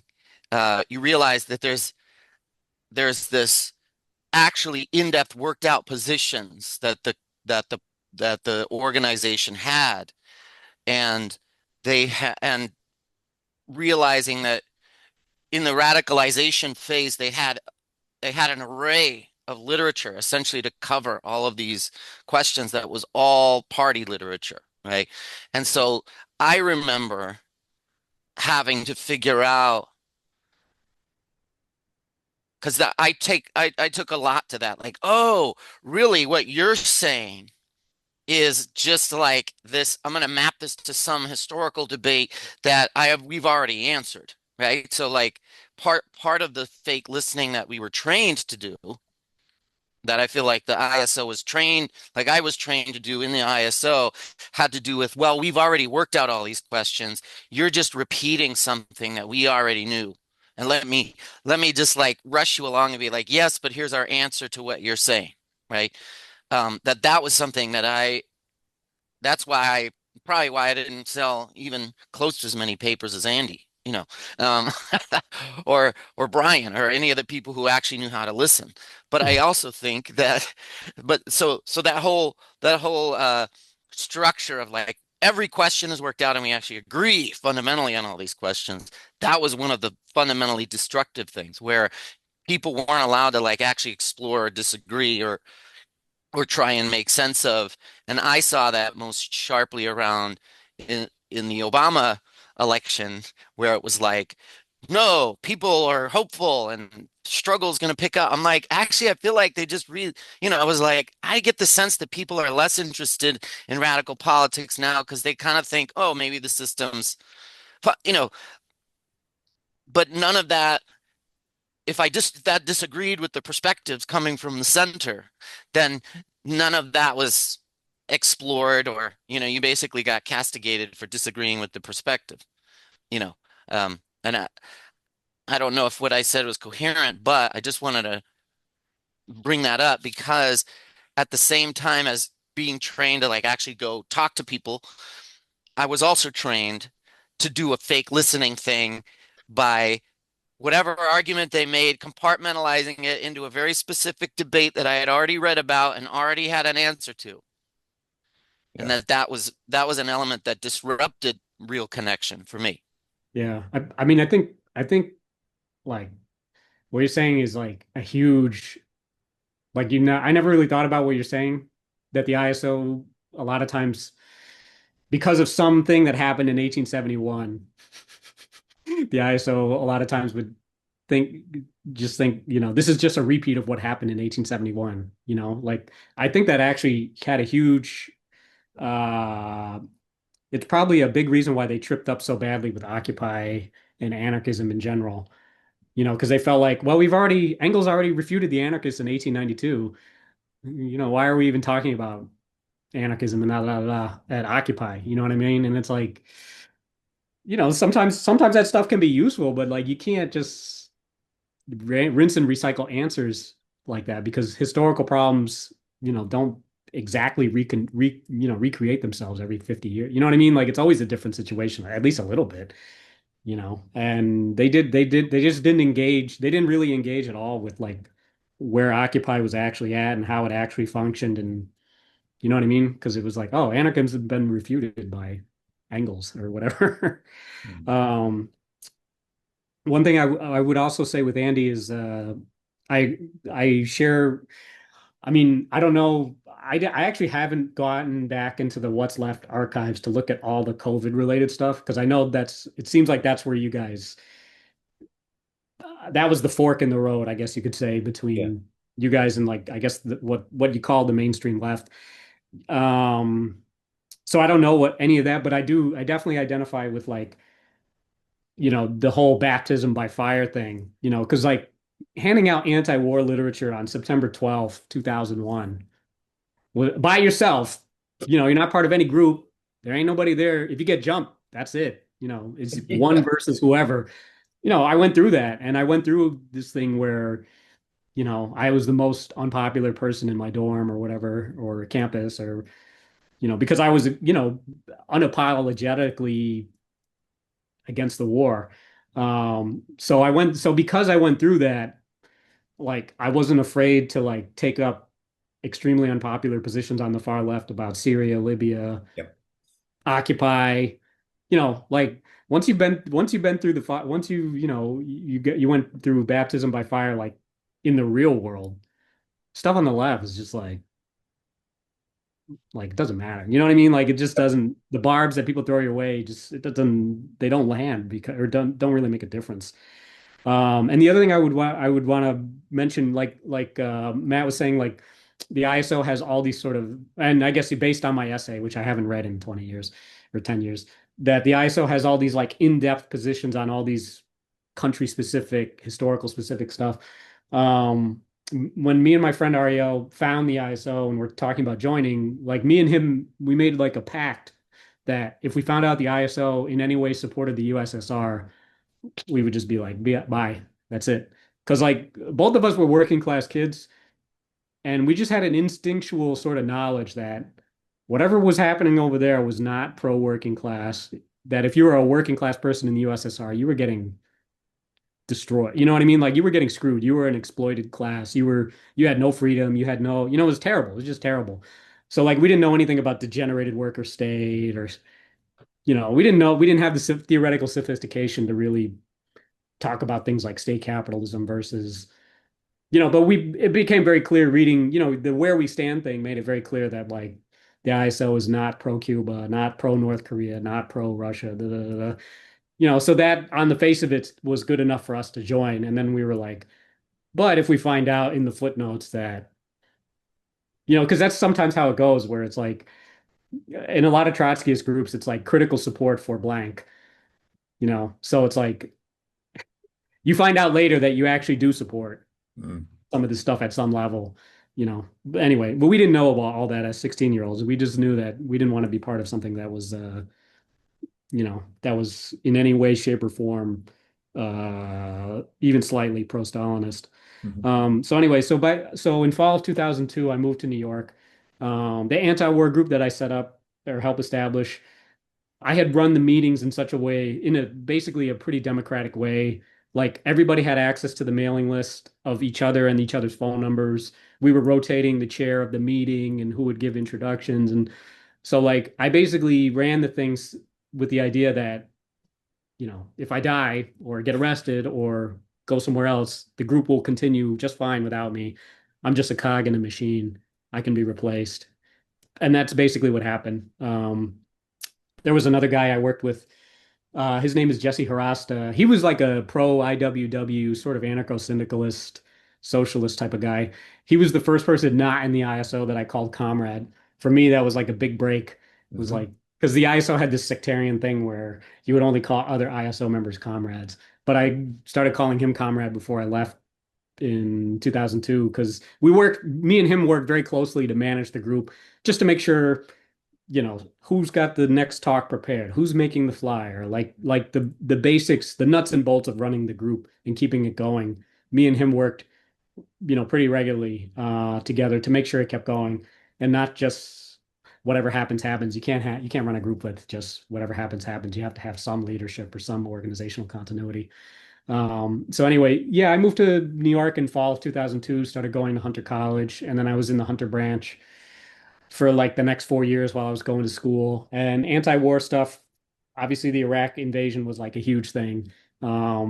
We set up a campus anti-war network. That was kind of the ISO's front group for the anti-war stuff on campuses. Like at the time, I didn't think of it as a front group, but in hindsight, I'm like, okay, you know, if it's not like the ISO ever reached out to other groups Correct. to actually form a genuine united front, even though in theory that's what we were supposed to be doing. On paper, that's what the theory told us to do. In practice, it was always the ISO plus a bunch of unaffiliated people from, so, and a lot of times what happened what happened at the Hunter branch of the Campus Anti-War Network was basically we ended up alienating everybody, all the unaffiliated people that came into the group. This was like 7 or 10 other people and 3 ISO people, including myself. We ended up alienating them so much, even though most of them were anti-capitalist, socialist, radical. There was like one guy who was a conservative and like one person who was a liberal. And conservative, I mean like, Republican voter, basically. But there were Republicans against the Iraq War too. But we alienated all the people who were closest to us politically just by being too aggressive about selling the paper, trying to recruit, announcing ISO events nonstop at the end of every single meeting. It was it was like it was if it's the same people coming to the meeting for 6 months straight, they don't need to hear the next ISO. They know the ISO exists. Like it's not a new thing. Like, and we just didn't, because we had this organizational imperative to recruit, recruit, recruit, recruit. Like it didn't matter how pissed off these other people were at us. And eventually the coalition got destroyed by that. And we got kind of kicked out or red baited out or excluded. And then a new coalition formed called Books Not Bombs. But the original coalition was the Hunter Anti-War Coalition.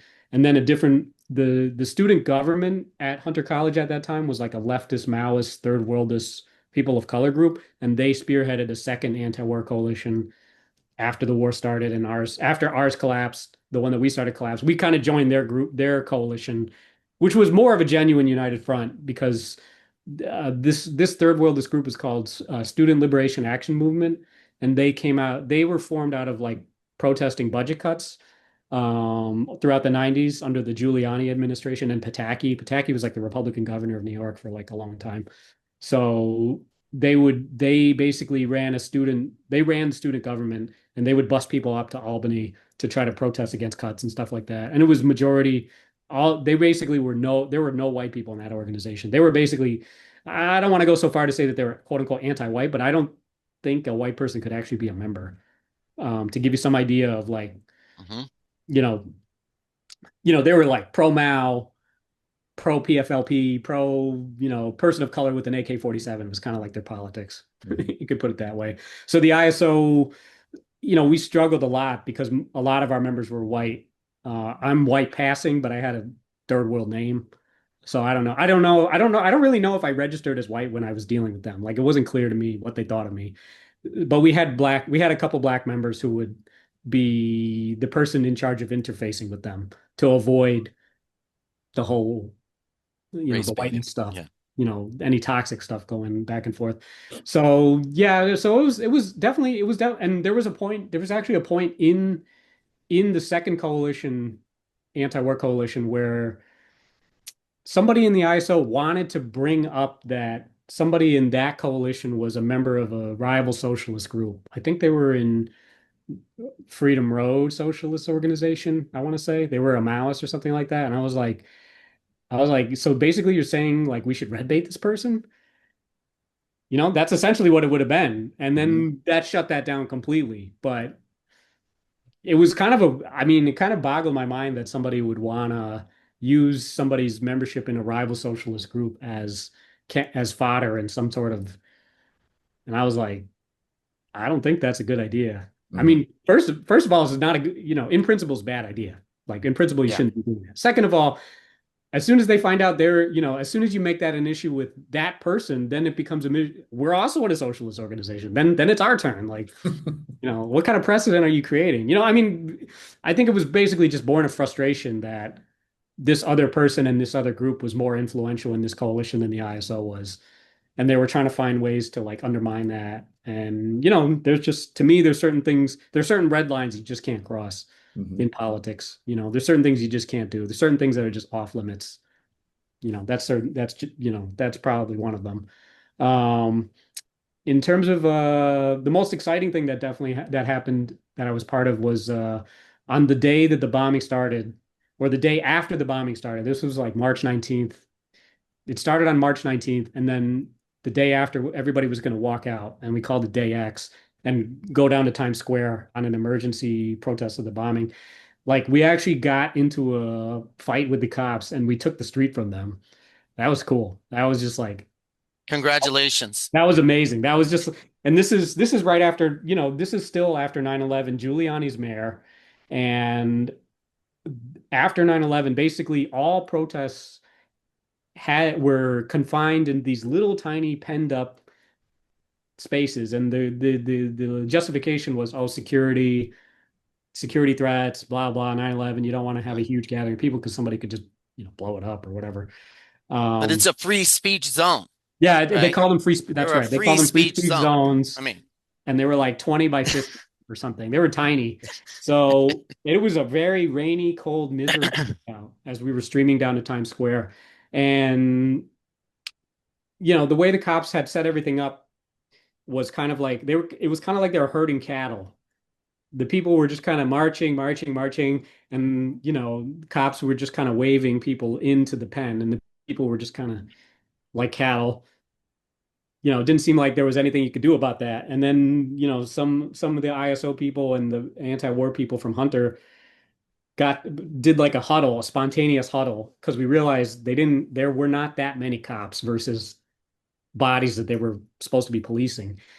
So we had a huddle, and we came up with an on-the-spot plan to, try to take the whole street or cause a problem. And what we ended up doing was we unlocked the fences in like 5 different places at once, all at the same time. And there was only 2 or 3 cops, so they couldn't close up the gap. And then we had to encourage people to, you know, cut across. Because what they were doing is like they were, if there's a 2-lane road and there's yellow lines in the middle, you know, left and right side of traffic. So one side would be blocked off completely, and there would be protesters in that little block. And then the other side was completely clear. There was no cars on that side of the street.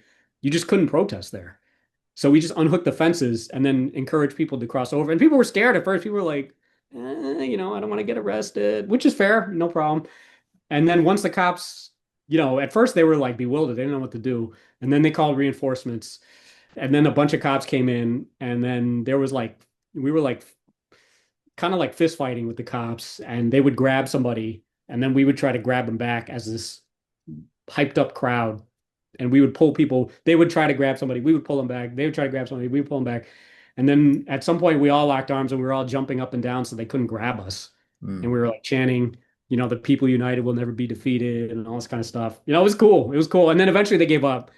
There was a point at which there were like 3 or 4 cops who were using a fence to like try to push people back into the thing. And they were there were like 10 people on the other side of that.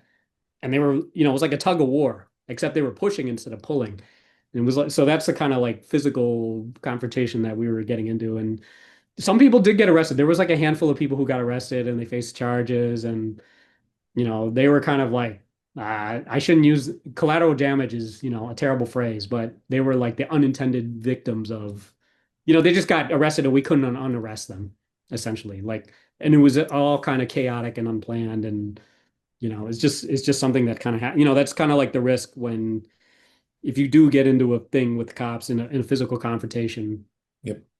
you risk arrest, you risk random people who are not actually involved in confrontation just getting snatched because the cops want to arrest somebody. They don't want to go back to the paddy wagon empty-handed. Um, so yeah, that was like the most exciting thing that happened. In terms of the ISO, the only notable kind of story I have to tell there was there was a anti-war conference in Boston for the Campus Anti-War Network, and the ISO was, instrumental in putting that. The ISO was constantly setting up united fronts of itself, and then having the front groups set up like national networks of yada yada, fill in the Yep. blank. So they were trying to do that with the Campus Anti-War Network, and there was a debate about points of unity, like what things does everybody agree on? And one was immediate withdrawal. I can't remember the others. One of them was proposed was like everybody, a point of unity was like opposing like a UN occupation of Iraq or a UN sanctioned occupation of Iraq because the war was not sanctioned by the UN Security Council, which is what made it illegal under international law. But there was, the ISO members in that formation were pushing very hard for this point of unity about UN occupation, and everybody basically in the meeting spoke up in favor of it. And then there was like a break or a dinner, and then the next day we would go on vote on the resolution. And myself and Carrie Peterson Smith, who I knew from Rochester, we were having dinner with 10 people who were not in the ISO and they hadn't spoken in the meeting. And like all 10 of them were like, they were not at all united on the UN occupation thing. Like they had questions. Some of them were liberals.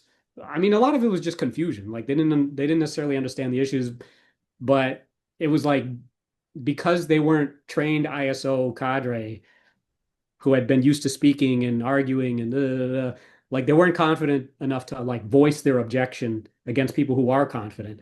So at the debate about the issue on the next day in the voting, I was like the only ISO person who voted against keeping it as a point of unity because I felt like, yeah, the ISO agrees that this is the point of unity, but like the non-ISO people don't. And it's if we're not actually united on this, why are we trying to make it a point of unity? I didn't understand. Like to me, it made no sense. So I voted against it. I was like the only ISO person who voted against that motion. And it failed. It failed by like one or two votes. Um, and I feel like it was the right thing. And honestly, it wouldn't have mattered if it carried or it failed. Right. It didn't really matter. Like it didn't have any organizing outcome to that. But it was definitely a thing where during the debate when we were voting, the people who were in favor of it got really emotionally attached to, like super emotionally attached. Like they were upset when it didn't pass, like tears. Like, and it was just like, yeah, it was surprising. I was very surprised at that like people would get so, because it just didn't seem like an emotional issue. The United Nations, who cares about the the United Nations is not something that usually gins up like a lot of feeling. It's not like something like, oh, somebody accused somebody of rape or, that's going to be a heated discussion for sure. No question. There's no way to avoid it. But like the I, UN, like, like, I think this is important because you're now squarely in my experience, which is I was part of the Campus Anti-War Network branch from San Francisco State. cool. And looking back on it now, it's interesting to see how well, I appreciate your take, right? It was completely a front group, and we would sell papers before every like Students Against War meeting, even Yeah, though it was the same, like 10 people or yeah, whatever. yeah, And they were just like, what the fuck is wrong with you people? You know, and we're like, you're red baiting us, and yeah, it's yeah. looking back, it's like actually we were like really just dysfunctional interpersonally because we were trying to just focus on individually recruiting people, and we thought that the political questions, this is related to your last point, which was that we had this idea that like winning these political arguments was the ultimate, were like the main goals. And so that question around the UN was essentially trying to, get people to see that the UN was also this, sort of reformist and part of sort of the world imperialist power, and we shouldn't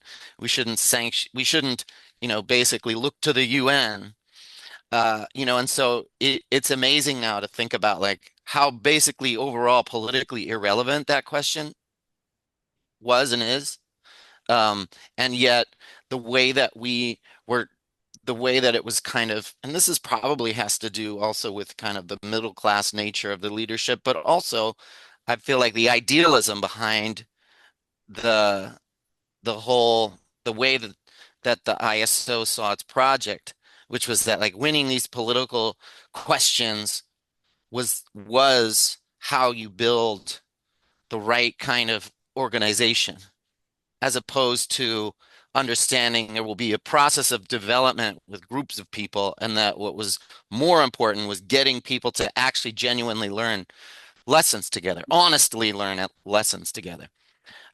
So your story, I have similar ones, but it's it's a little bit, it's important for me to revisit this because you're helping me remember how mistrained I was, like how dysfunctional my political training in that context was. So thank you for that. Okay, you're welcome. You're welcome. And Yeah. it's painful too. It's a little bit like, wow. Well, Yeesh. I would say that I guess the term I would use for is that we've been talking about experiences like I would say selling a paper, or I would say the reading theory, are formative and things that I would just say are engaging people. Like when I say selling the paper, I mean engaging people physically around political ideas and having something in your hand and which to say, hey, check this out, and come back to me, let's talk. Like that's really, I do think, an important part of building a political environment around you and in your community. Now I think we're getting into areas that while I know what we did is wrong, today I don't know what would be the right way. And that is something fam, this is really something I do want to discuss. I'm not even sure we'll talk about it today, but in a subsequent episode about like what are lessons to be learned and what are even points of departure for what we did? Because in our anti-war work, which wasn't campus anti-war network, but it was community work, the big debate was around Palestine and whether support for Palestine should be one. And in the Bay Area, there were other radical groups that were part of the group that we were trying to build, but then we were building it in opposition to the PSL that had done Answer, because an Answer we felt like we couldn't get into. So there are all sorts of questions to talk about in terms of how one would take up the dealing with Answer, and then what do you do with your group? But like there, we took up aptly a position of, oh no, we don't want to make Palestine a litmus test for da da da da da. So we actually did the inverse. There, we took up the more reformist position in the face of what was considered, well, I would say it's a more radical position, like not just U.S. out of the Middle East, but calling for the liberation of Palestine, and even maybe I don't even know if the question of two-state solution was even taken up as a point of unity. So questions, I think there are questions to be taken up about what to do, and I think mistakes can be made. We made mistakes on both end. At the end of the day, I do agree with Michael that we saw ourselves as a little cog, and that this bigger cog would then we saw it as some way, these positions as some way expressing our influence, and then developing our influence out of taking right positions, which I feel like is connected to things like Trotsky's transitional demands, what Yeah. demands what actually build the movement versus that which I don't adhere to anymore as much. So Yeah. I just want to say that the ISO operated both ways. I don't think they were right, but I have to say I still have questions about if I was part of an organization and I was meeting people from other organizations in a coalition and people who are independent. I still don't have quite answers as to how, because these things are going to come up again. I don't have answers as to what the right thing to do is yet, but that's something I would like to discuss more. So I'll just say that. Sure. Yeah, I mean, the whole thing about the interlocking gears, I mean, that's chapter and verse from Trotsky's History of the Russian Revolution. He said the Bolsheviks were the small gear. They mobilized the Soviets, and the Soviets mobilized the whole working class. I mean, that's literally his analogy in the book. Whether you agree or don't agree, that's where it comes from. Yeah. That's where it comes from. So let's see. So that covers up to 2003, 2004. In 2003, 2004, also, the other stuff I was doing while I was in the ISO was me and this guy named Tom Barton or Thomas Barton. He put out a newsletter back in the Vietnam War days called Vietnam GI, which was like an anti-war newspaper for soldiers. Him and a guy named Jeff Charlotte. Jeff Charlotte was a veteran of the Vietnam War. As soon as he got out in like 1970, 1971, or 1968, he started making a newspaper, an anti-war newspaper, and their circulation was something like 40,000 Wow. at its peak, and three-quarters of that was in Vietnam itself with servicemen. So it's a huge. There was a whole documentary about it called Sir No Sir. Mm. That's part of the whole GI movement against the Vietnam War. So I worked with Barton to create what we tried to have is like the modern version of that. The publication was called Traveling Soldier. I mean, it was just me and Tom Barton basically with a Word document or PDF, printing this thing out and then mailing it to the soldiers we knew or military families we knew and stuff. And some of those guys ended up after they got out or came home from Iraq, they became part of Iraq Veterans Against the War. But that was officially sanctioned by the ISO leadership. Like Ahmed Shaki gave us the green light, but it was all like through not underhanded, but like subterfuge. Like it wasn't something that you would talk about at a convention and then pass a resolution because at that time we were afraid, we really believed that John Ashcroft was going to like knock at our door at any minute. Um, and arrest because after 9/11 in the Patriot Act, everybody, there was a bit of an atmosphere of paranoia on the left that the government was going to, start rounding up radicals or whatever any minute now. Didn't really happen, thank God, but like we were afraid. And so something like that was technically legal, depending on how you do it. Like basically Department of Defense regulations state that like you're allowed to have one copy of any publication in your possession. Anything more than one is basically viewed as attempt to distribute, Mm. you know, which is actually probably correct. If you have 100 copies of a newspaper, you're probably not reading all 100 copies yourself, obviously.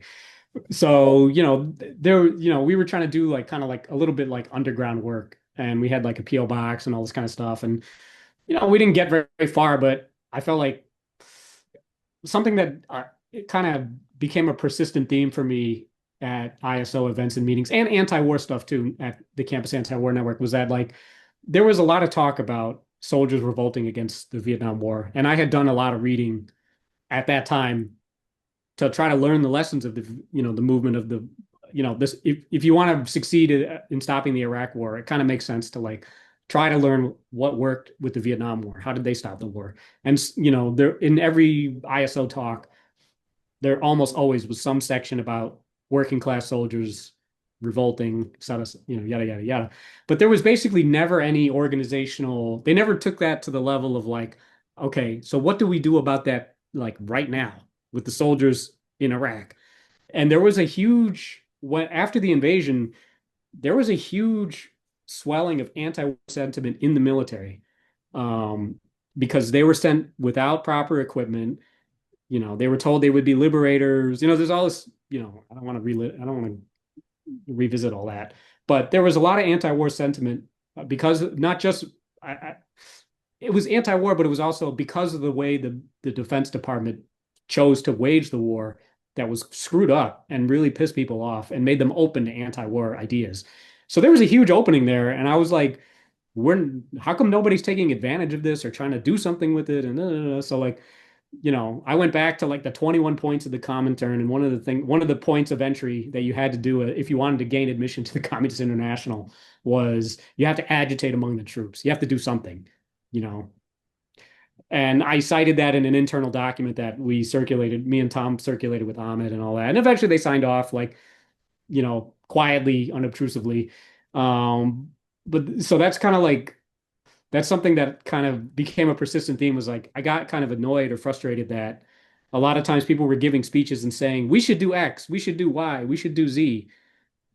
And I agree, we should do X, Y, and Z. So like, how do we take X, Y, and Z and like turn it into an action plan like right now or soon? Maybe not today, but in the next week or two, like, and there was basically that's something that happened a lot with the ISO, in my opinion, was like, the labor movement should do X, unions should do Y, they should go on strike. There was constant like exhortation of what should happen, but not much follow up in terms of like, okay, I agree with that grand scheme idea. How does that break down into you know, my union local or my campus local or so that was my attempt to try to fill some of that gap. And there was not very much knowledge about that going on, even in my local branch. I didn't tell the people on my branch committee about it.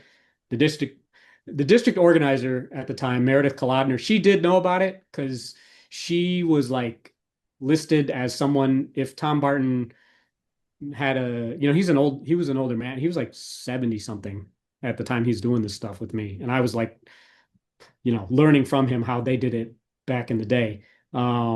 She was like, if something had happened to him, she was like listed as a part of his estate or something like that, that she would get his papers about certain political projects he was involved in. So she knew about it, but like nobody else knew about it, and it wasn't broadcast. They actually did create a special supplement of Socialist Worker for troops that we like used. It was like a 4 page, the thing in the middle of the newspaper.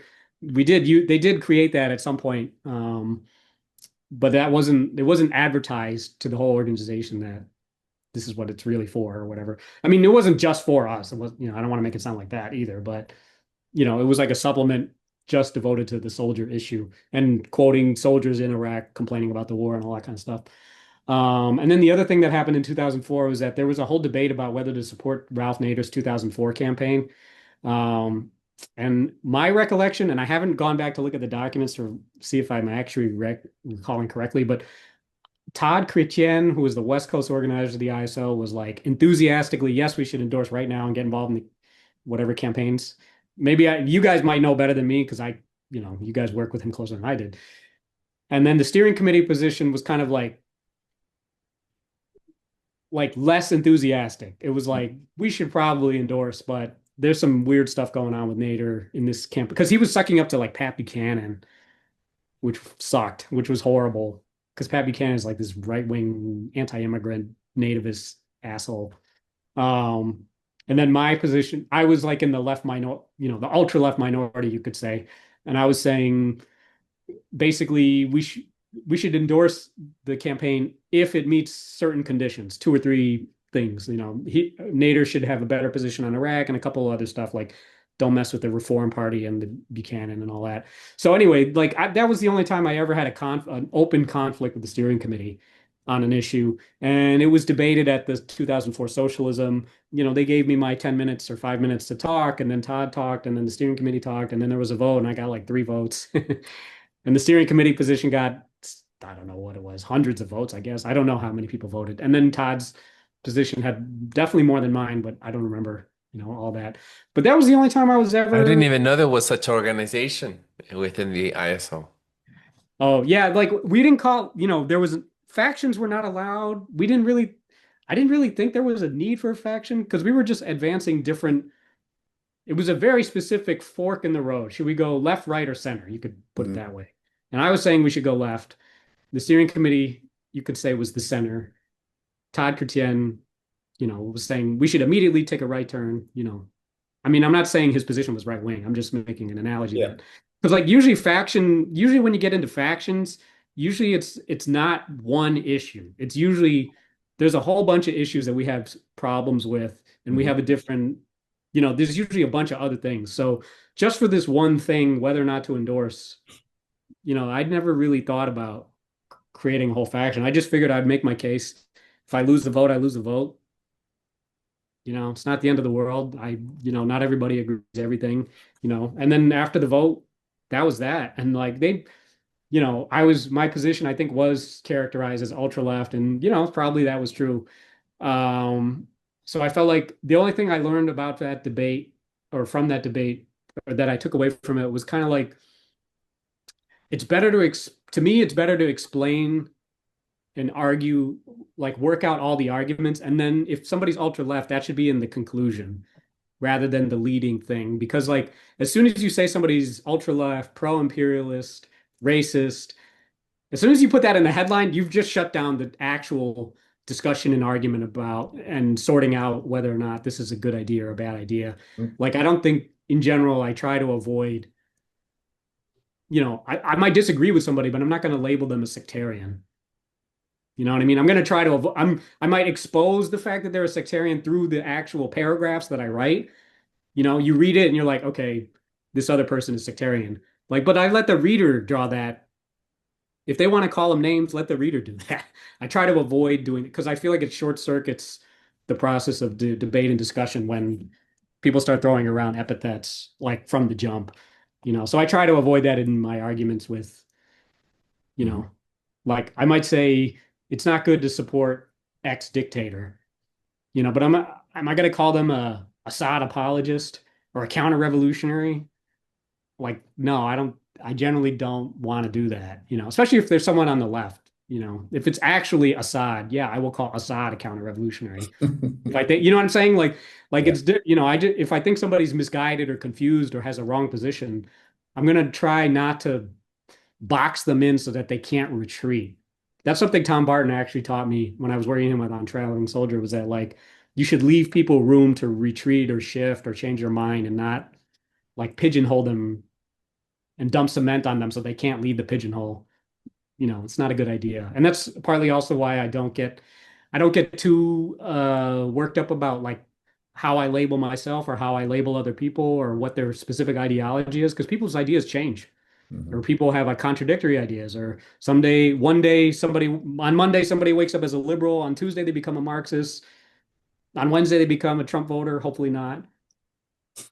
Like, you know what I'm saying? Like, because people can change their ideas all the time, it doesn't make a lot of sense to like get really stuck on labels and specific ideologies so rigidly. You know what I mean? Because people's ideas are always in flux, and ideological allegiances can fluctuate quite a lot.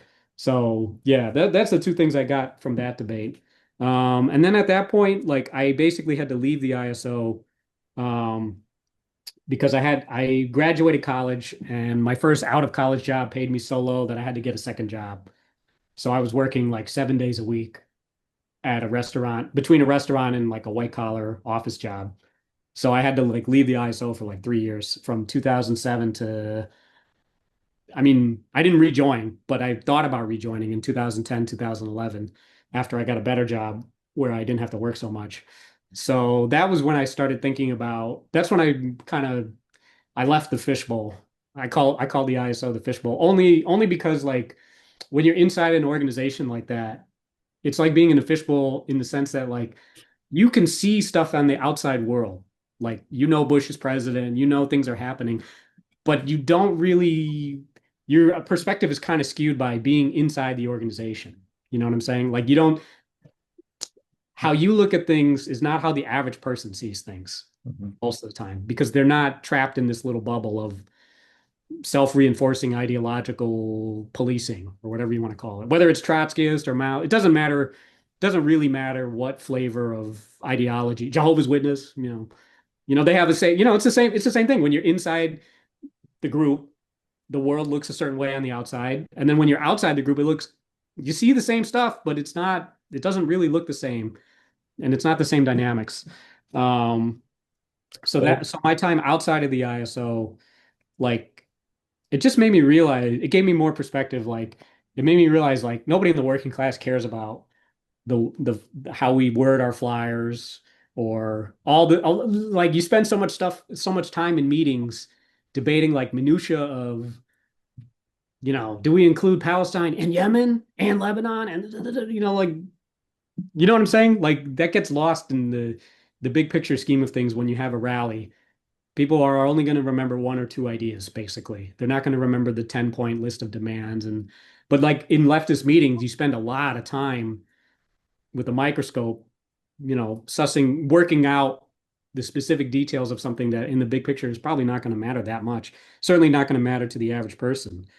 Um, so yeah, so that's basically, I stopped being in the ISO active. I stopped paying dues, stopped going to meetings at the end of 2006, because I just, you cannot work 7 days a week and be a member of the ISO. It's just impossible. It's just physically impossible.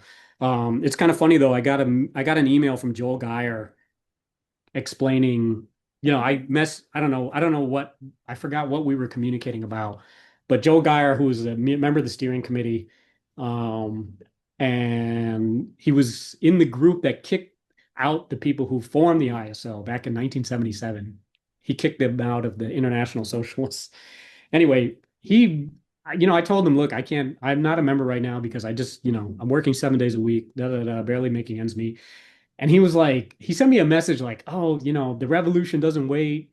There's no breaks for revolution. I was like, yeah, dude. I didn't respond. But then years later, I found out he's like a millionaire. He's like a bonds yeah, trader on Wall Street in the 80s. Like, he made a fortune, yeah, like, he's like I was probably arguing with a millionaire, most yeah. likely. And then he actually played a very negative role that ended up leading to the ISO's dissolution. Tell me his name again. Joel Geyer. I'll Joe. put his name in the chat. Thank you. I can look him up. He's ancient. Yeah. He's a living fossil. I mean, I'm getting there too, I'm getting Right. there too, but Um, one of the themes that's come up for me in this discussing is listening. yeah, And I realized that while I was a good listener in the ISO, to an extent, I probably did a better job listening than many of my comrades did on a paper sale. But I will tell you one way I didn't listen. I went, I currently believe that when you listen, to properly listen to somebody who has a different point of view, you have to put your own point of view on at stake. It's like you have to put those cards have to be on the table. Like it has to be possible for that person to change my mind if I'm yes, truly saying that that person needs to be prepared to be changed their mind. And if I go and I'm like, no, I'm rigid here, but you're gonna like you have to move towards me. I don't really think I can listen. And that's one change that's been made for me. It's like you know, yeah, I've got to be willing to know that I'm putting at risk in engaging this person. The fact that, yes, I could change their mind towards me, but I have to make it possible for them to move my point of view to them. And if I'm not doing that, then more likely than not, I'm not fully listening. And and that's a feature of sectarianism and even opportunism, that where when is that sectarianism, when is it opportunistic, or when is it actually like engagement and actual real, trying to be like honest with a person, I think are some of the questions that I would like to work out with you as we going forward, sure. because I think that's what comes up for me in just listening to what you're saying, as well as just a wonderful trip down memory lane about ISO stuff. Yeah, what I want to say is I think Ben should finish Yeah. and then we should I'm writing down some notes. I'd like to revisit those areas with him in a discussion on the second part Mhm. because I just don't think it's appropriate in to jump in and it just seems awkward now to not finish, you know? Yeah. And so therefore we should have part two to further go in depth. Yeah, I can finish the biographical. Yeah, I mean, seems like that should be finished, and then all the issues that it raises maybe should be separate. Yeah, there's several very clear themes to me that I Yeah, think we could organize future discussions around. Yeah.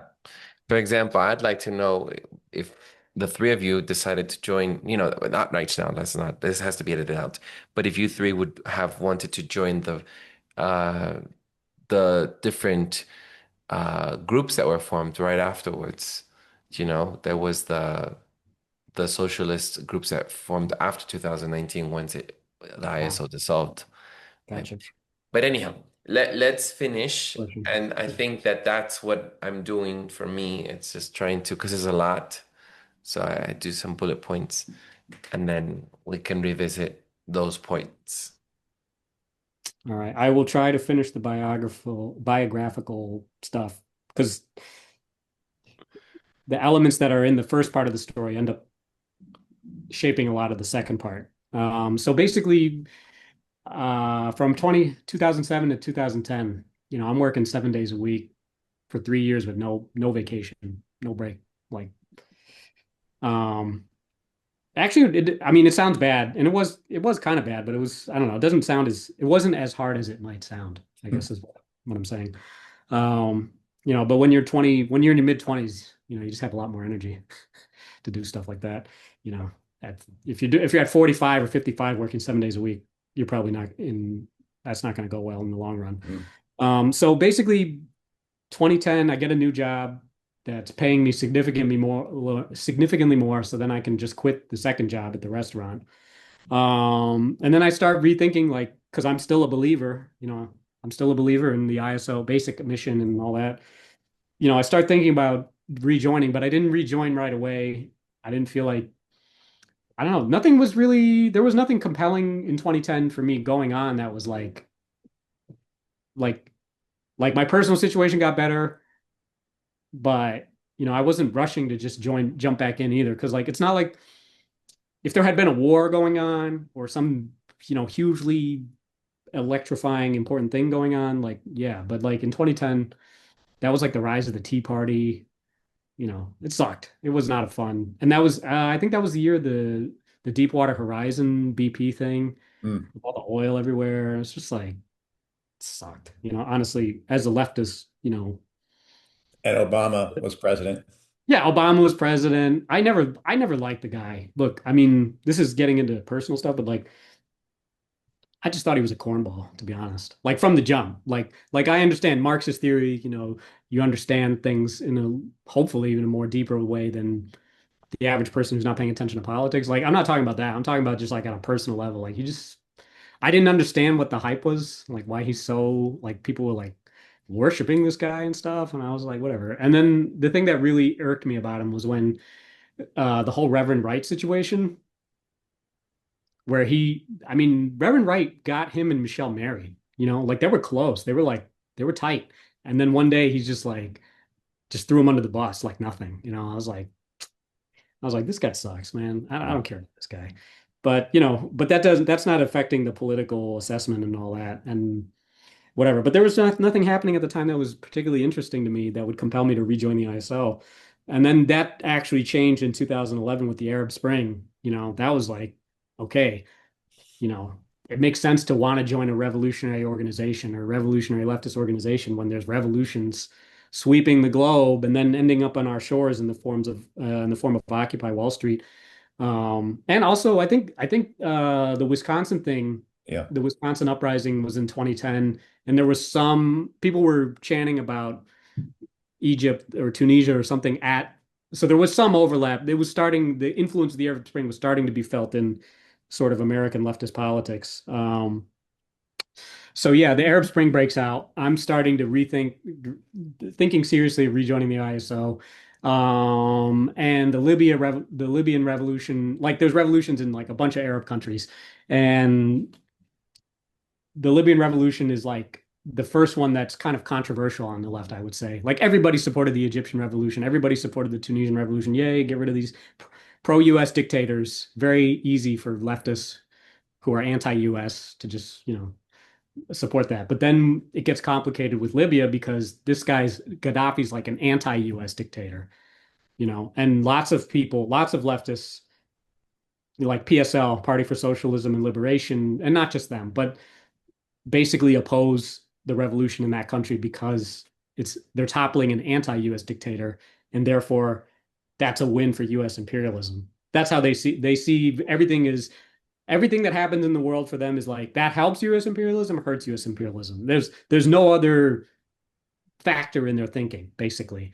And so what happens is Gilbert Achcar, who is like a French Lebanese Trotskyist, I think he is. He's very educated, very sharp.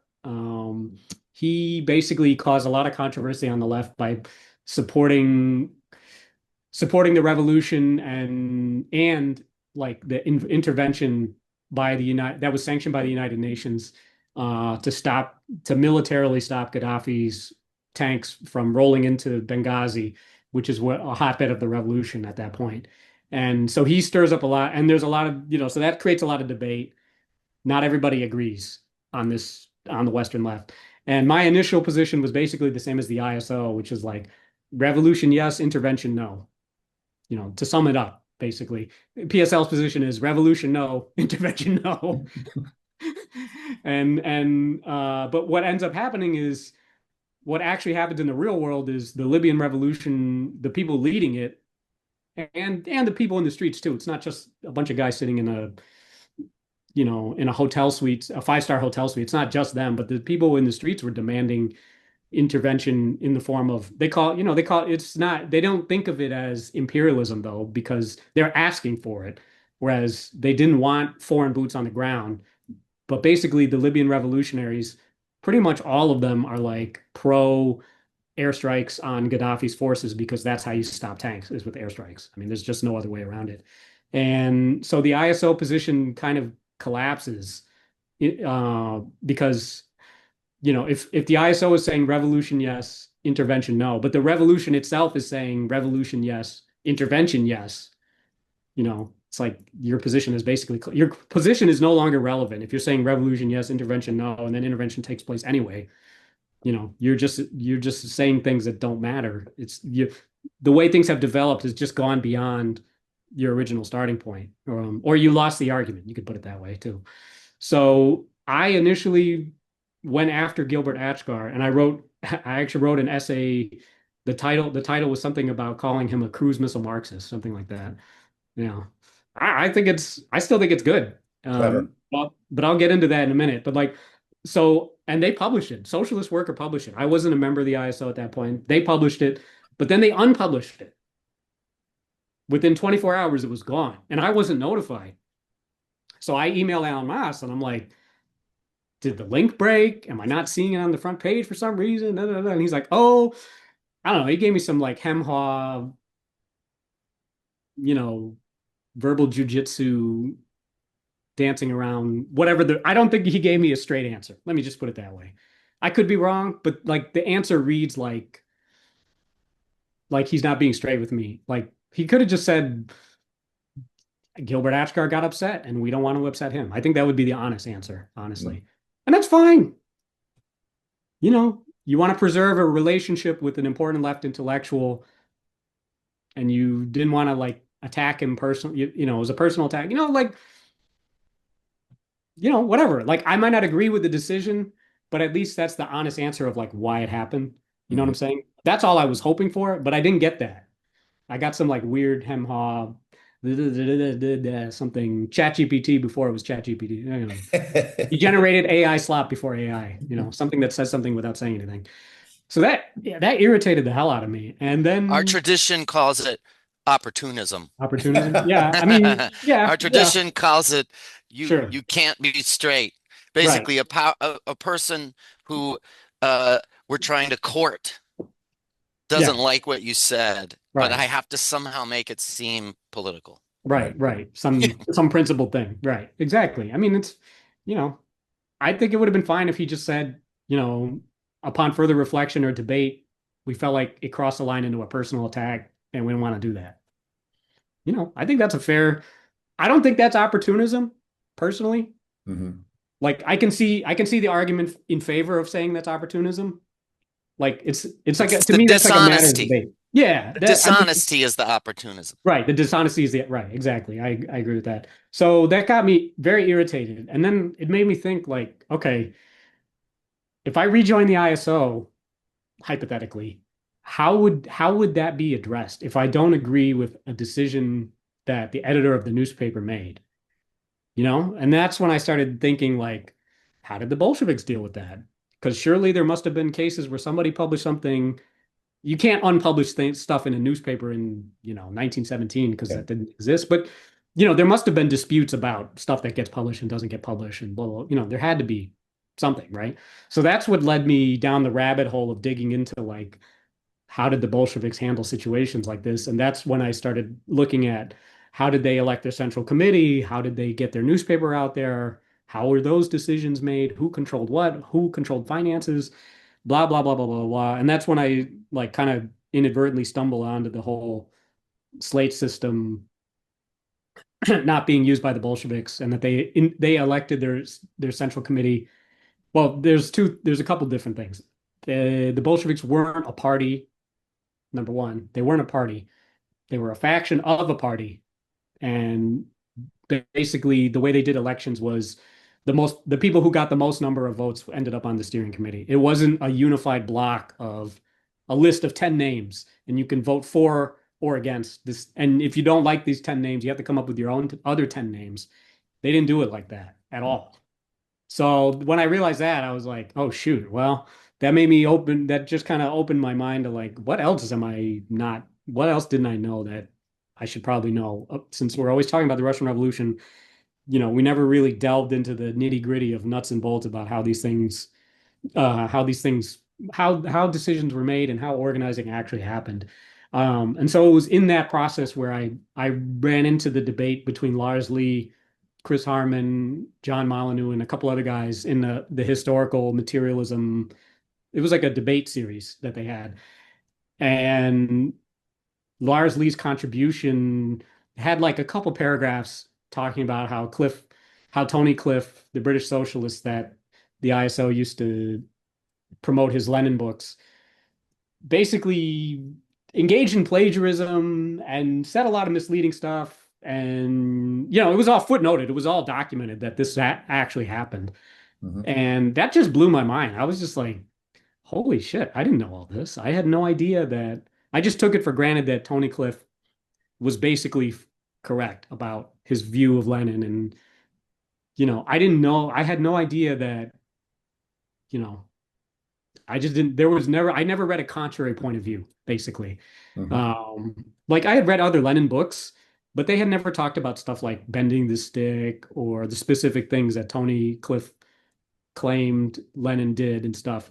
Like they were all sort of, none of them contradicted each other. Let's put it that way. It was just like book A is talking about a bunch of issues. Book B, basically the same stuff, but a different take, but it doesn't actually flatly contradict what's in book A. So what I was reading from Lars Lee, who was reading a lot and translating a lot of original Russian language stuff, was like flatly contradicting. So that was like, oh shoot, maybe I should like investigate and see, what else is amiss in this. Because he only talked about a couple instances. So that's what led me down the sort of Leninism rabbit hole. Um, and then and then from there, Occupy Wall Street starts happening in September of 2011, which is like a couple blocks from the new job that I got. So I start going to the encampment like every lunch break. And then sometimes I stop by before work and sometimes after work. And they're there for like 2 months, which is basically as long as the Paris Commune lasted, roughly 60 days. And like, I spent a good, 1+ hours there every day, every weekday for that 12 weeks. And so I was seeing with my own eyes how irrelevant the socialist left was to what was happening. And like, when you go to a demonstration and you're actually there and you're part of a movement, and then you read the account of the movement online from a socialist or Marxist, blah, blah, blah. And it's like, if you can't recognize what you're reading with your own lived experience, like that's a huge Hmm. red flag, the bad kind. That's a huge, awful, like, it's like, where's the disconnect? Why is it that what I'm reading has almost no relationship to what's actually happening? So that's why I started getting into, so I was rethinking Leninism, rethinking everything I had been taught by the ISO. And then this thing happens where, to my mind, the ISO should have been, I could understand that like the ISO was, the New York City ISO, which at that time was, I don't know, probably 75 people Yeah. across 5 branches, something like that. Like when Occupy Wall Street was happening, I was if I was the district organizer, if I was the dictator of the local ISO and I could just do whatever I wanted, I would have been like, just dissolve all the branches until this thing blows over and put every single person into a working group. Because there were about 40 working groups. And if you got about 80 people, you can put 2 people into each working group to influence the direction of that working group, sell your newspaper, push your argument, and they didn't do anything like that. As far as I can tell, they had a couple people in the labor working group and like the demands working group or something. Like they put, probably 5 or 10 people at most on Occupy related stuff. And mostly what they were doing seems to be was like maintaining the branches, selling the newspaper at NYU, Columbia, Hunter, da da da, and using Occupy as kind of like a talking point to show that the perspective that people are revolting is correct and the audience of socialist ideas is huge and all the perspective stuff. And I was just such a huge disappointment. You know what I mean? Like, just imagine, a workers' council forming and basically the ISO is just selling a newspaper outside the workers' council meeting. They're not even in the meeting. That's what it felt like, So, just watching them and I would watch them sell papers and set up and break down and like they had no permanent presence in the encampment, which I also thought was a little strange because like if you have a district organizer or East Coast organizer, that person is paid full time to do ISO stuff. Why didn't one of those people just live at the encampment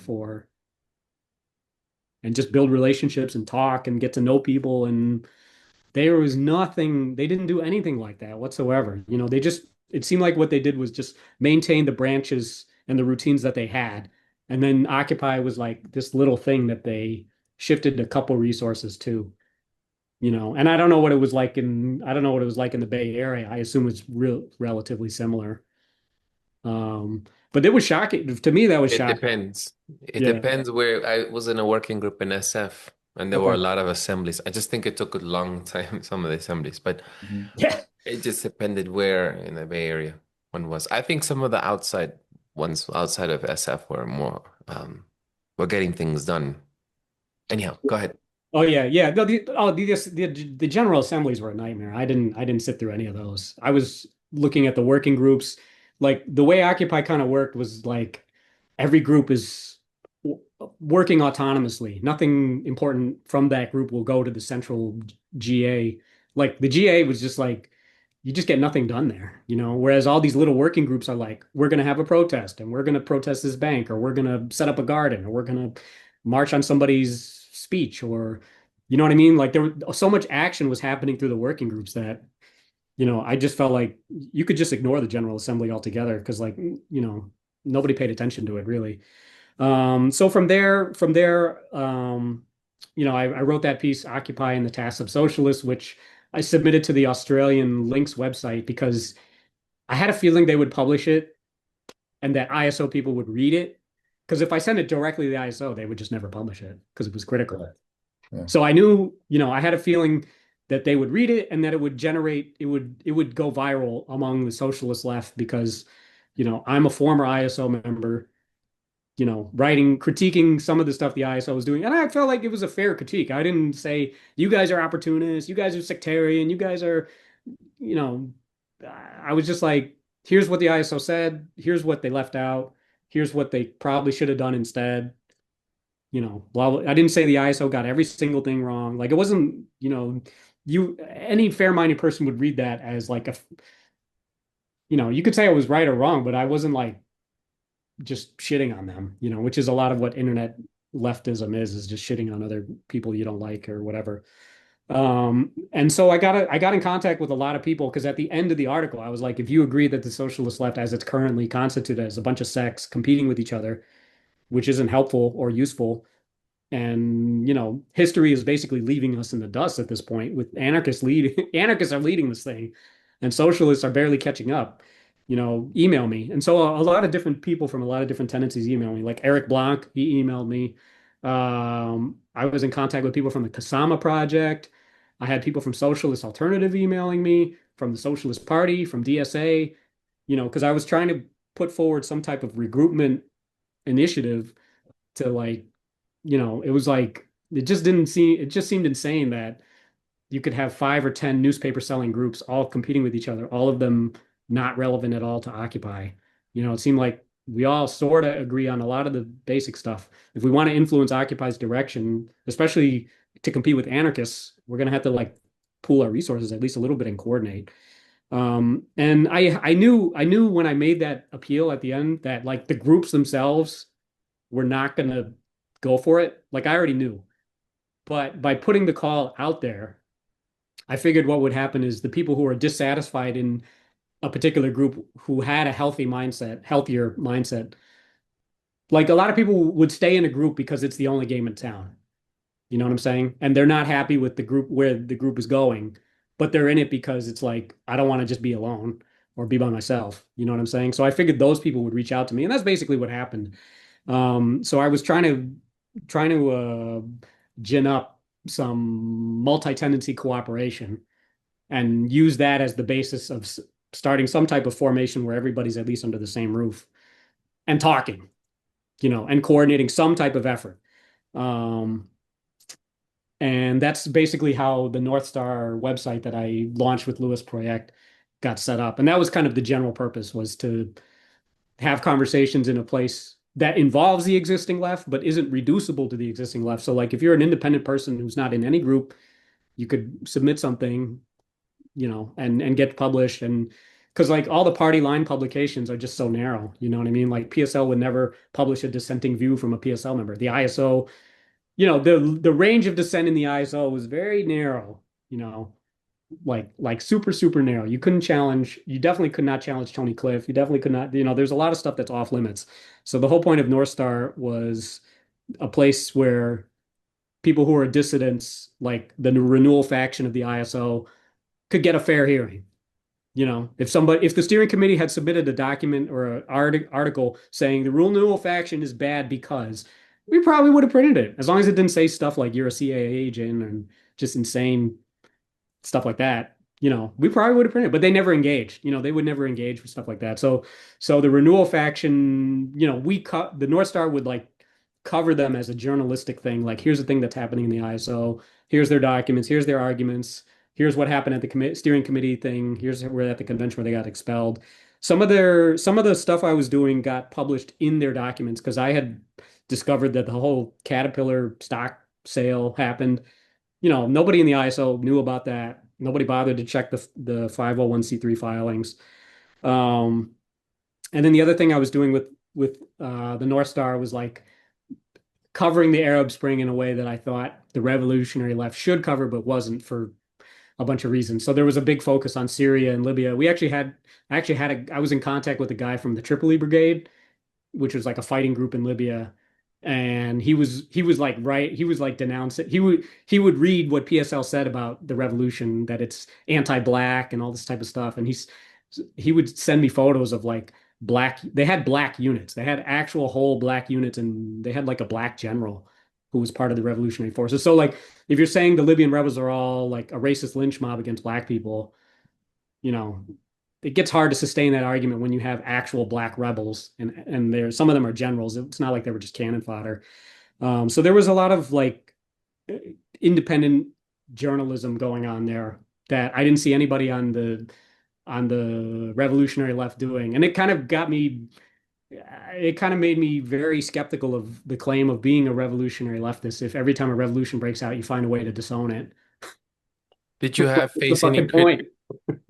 did you face any criticisms, Oh yeah, PSL has including a yeah. some internal disagreements? Oh, in North Star? Uh-huh. There were people who were like, I wish you would just shut up about Syria so that we could just all get along on this multi-tenancy recruitment stuff. Mhm. I found, there are people who said that, and I was like, my attitude towards that was like, well, how are we ever going to have a healthy left that can't tolerate a debate or a differing opinion?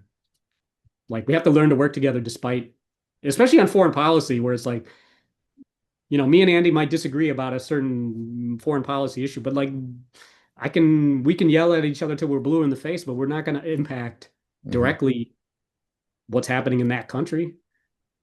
By and large, you know what I'm saying? Unless some group from that country is asking the group that we're part of to pass some resolution or something. Like, you know what I'm saying? Like, debating about foreign policy, like, or foreign stuff that's happening abroad, like, it doesn't really matter that much in the here and now in terms of what we have to organize today, tomorrow, and next week for the most part.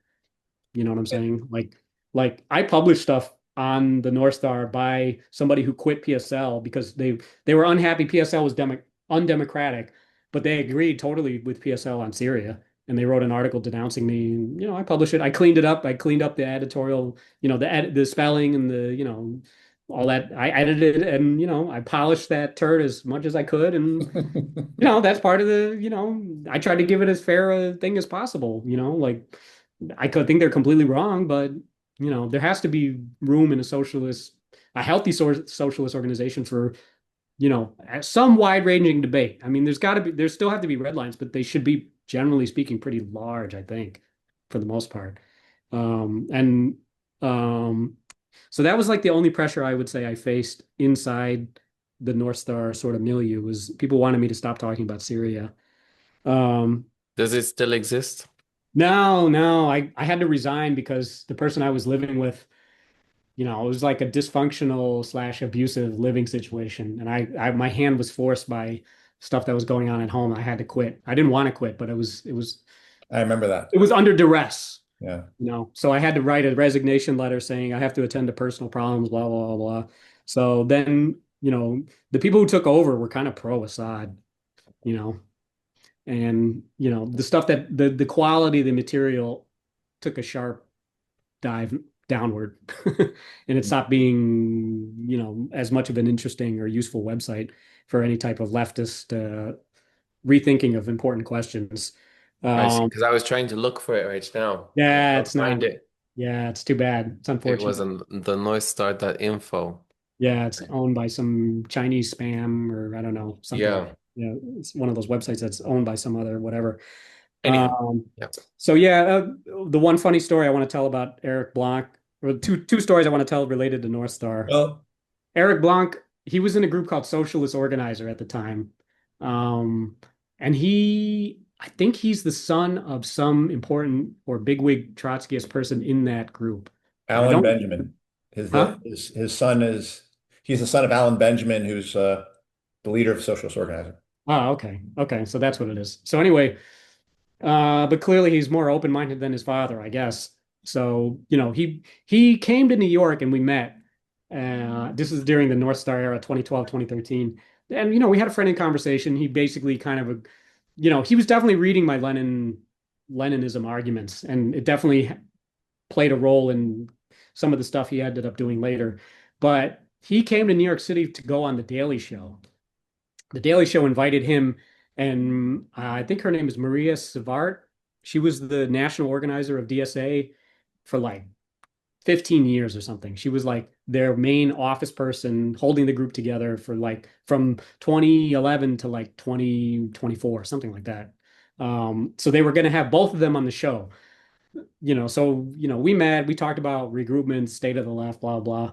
And the last thing I told them before we got in the cab was, what the Daily Show is trying to do is they're going to try to get you to infight with that DSA person.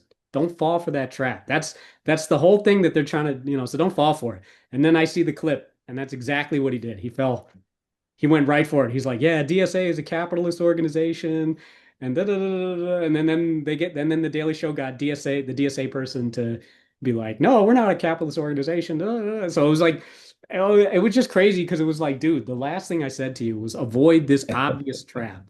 It was an obvious setup that they were doing, to invite a Trotskyist and a DSA person to talk, because this is during the era when Obama was accused of being a socialist, basically. So the thing the Daily Show was doing was like, let's hear for some real socialists about what they think about Obama. And they both said Obama's a capitalist. Both the DSA person and Eric Blanc said, Obama's pro-capitalism. He's not a socialist. Da, da, da. But then he fell right into the thing, and I was just like, it was frustrating because it was like, we had this whole conversation about regroupment and yada yada. And he just couldn't help himself, I guess. I don't know. And then he ends up later joining DSA, and now that's his thing. Is he's the Leninist DSA guy, kind of, which is a funny thing. It is hilarious. And the same thing with the ISO people, who not all of them, but a good chunk of them ended up, being absorbed by DSA, despite giving so many speeches about the dangers of the Democratic Party, Right. how evil it is, and all this. And it's always the graveyard of movements. And I went to so many panels by Lance Alpha and all that, listening to that sort of stuff. The second story I want to say before we wrap up is there are some groups out there that are called base building groups. I don't know if Andy's heard of those, but they're basically they call them they style themselves as revolutionary groups, but they don't generally, as far as I can tell, subscribe to newspaper Leninism. But they do tenant organizing, mutual aid, non-electoral politics, street protests, this kind of thing. And one of those groups is Philly Socialists, and Hmm. the leader, the leader of that, one of the leaders of that group, Tim Horace. He was one of the people who contacted me out of the article looking for regroupment or talking about it or whatever. And he said something strange to me or to me it was strange, where he was like, he said something like, you only post political stuff on Facebook and you should be posting personal stuff too, because, people want to see another part of your life or something like that. And it was like, I thought it was really weird. I was like, dude, I didn't say this to him, but I was like, it made me realize that like cults of personality on the left are a thing. You know what I mean? That some people get involved in leftist organizing or writing because they like to see their name in a newspaper or on a website, or for reasons of ego, or they want to build a personal brand and all this type of stuff. And I was just like, I didn't say anything back to him, but I just listened. But like, it really irked me, and it made me really like turn me off to the idea of being a quote unquote leftist thought leader. Like I didn't want to like, you know what I mean? Like, and you can go through comment sections all over the place and see my name and people denouncing me and all this. And Eduardo asked the question about, I wanted to answer that about the PSL. They actually have a whole book denouncing me called what's it called? Socialism and War, Two Opposing Trends. And PSL is one trend and I'm the other trend. They're anti-imperialist and I'm pro-imperialist, and my name's in the book, and it's about the Libya stuff. But that kind of stuff made me realize like I I really didn't want to be any type of like leftist thought leader or getting my name everywhere and all that. Like I wasn't in it. I was only publishing stuff because I felt like certain things needed to be said and nobody was saying them. You know what I'm saying? And if there's nothing like that out there, then I don't need to have my name out there and talking about it. Like, like I see a lot of people who used to be in the ISO who are just publishing stuff very regularly, nonstop, commenting on the latest leftist fad of today. And I just can't. I don't care. I don't care. There's so many areas here you can cover at some point. 5 points in response to Pham Binh. Yeah, In right. conversation with Pham Binh. Yeah. It's just, Both Pham Binh and Paul LeBlanc are wrong. yeah, exactly. I was like, man, I don't want to spend the rest of my life doing that. And it's a waste of time. So when I was forced to quit North Star, I still kept writing and doing my activism just under not my name. Hmm. So I had, a bunch of pseudonyms that I was using to cover the Sanders campaign, Syria. When the ISO dissolved, I created a thing just to handle that, and it kept my name out of people's mouths pretty successfully. And I got to say what I felt should be said that needed to be said, so I got the best of both worlds in that sense and stayed under the radar, even as the ISO dissolved. Yeah, and I pieced together everything that basically happened with that. Um, yeah, so that's basically the end of I'll cap the discussion there. In terms of my biography, you know, even though I retired, I was still actually working, just not in the same way or in front, not as, high profile or whatever. Because Yeah, I mean, I didn't like that. I didn't like the experience was not great for me personally. I was like, this is stupid. yeah, I So mean, I think my Brandy just got in and she was like, wait, you're still recording? yeah, I know. 20 And years, man. right. But here's what I'll say, which is because you covered a lot of territory, and I think the stuff around Libya or really the Arab Spring, they're probably areas I might disagree on that, or at least say, here's a different point of view, or even around Occupy, where I have some questions about, and there's things to discuss out of that. I think there are several points like that that could happen, but I what I hope will come out of this today and then going forward is I don't know the answer about what has to happen for revolution to be a possibility, but I believe that revolutionaries have to talk about that. Um, and so that's kind of where I see this as a starting point for us. What I'm most excited about is to learn your background and to see how much there is in a commonality and to help me go like, I recognize myself in many of the stories you said about how and so that I guess for me is like, this is the beginning of potentially building a place where we can workshop together some of the discussion points.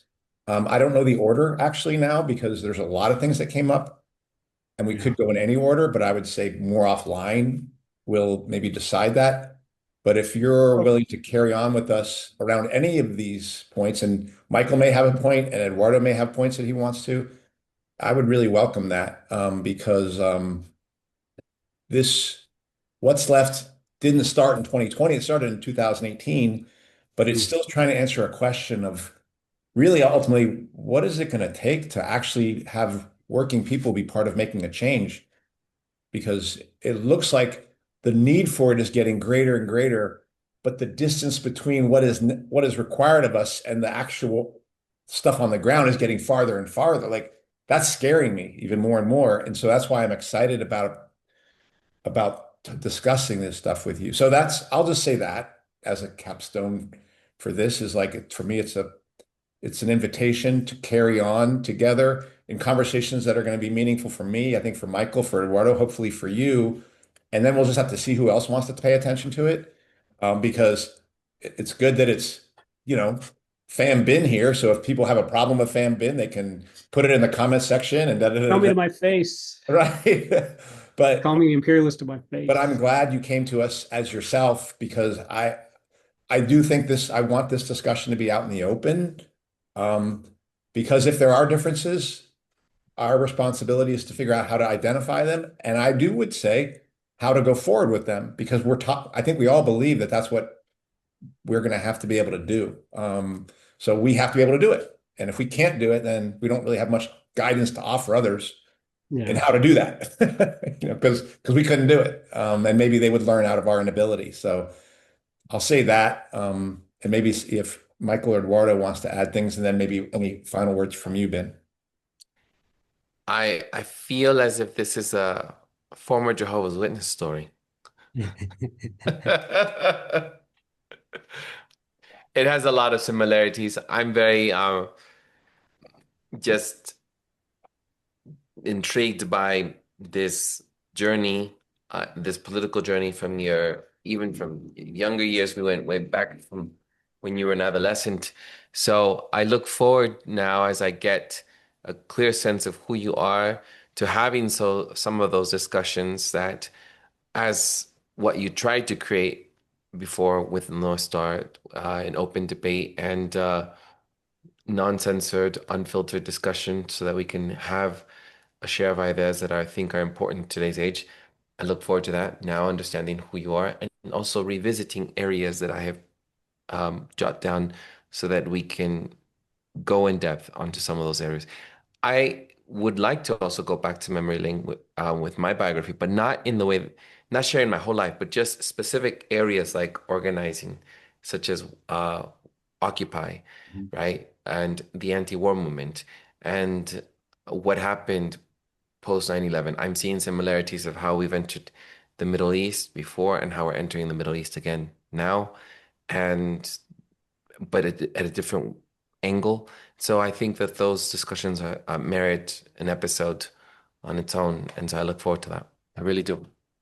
And so I'd like to have this discussion again with you if you can come Cool. back. Hope so. Oh yeah, I was just writing. I thanks a lot for also taking all this time waiting and then taking all this time to lay this out. I I really do find it very useful and very interesting. And some specific areas I'd like to explore more.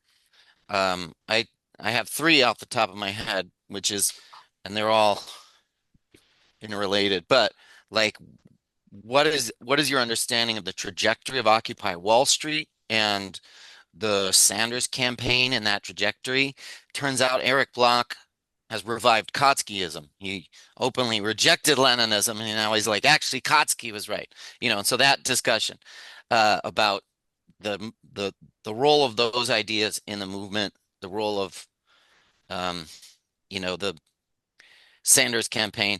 The second one is also the role of U.S. covert and soft power in shaping the trajectory of the Arab Spring. Um, there's a lot of sort of hindsight rethinking I've done about both those movements. And right now, I think we've developed amongst us here thinking and talking an analysis of that there's both U.S. covert and soft power that still plays a major role in shaping any bottom-up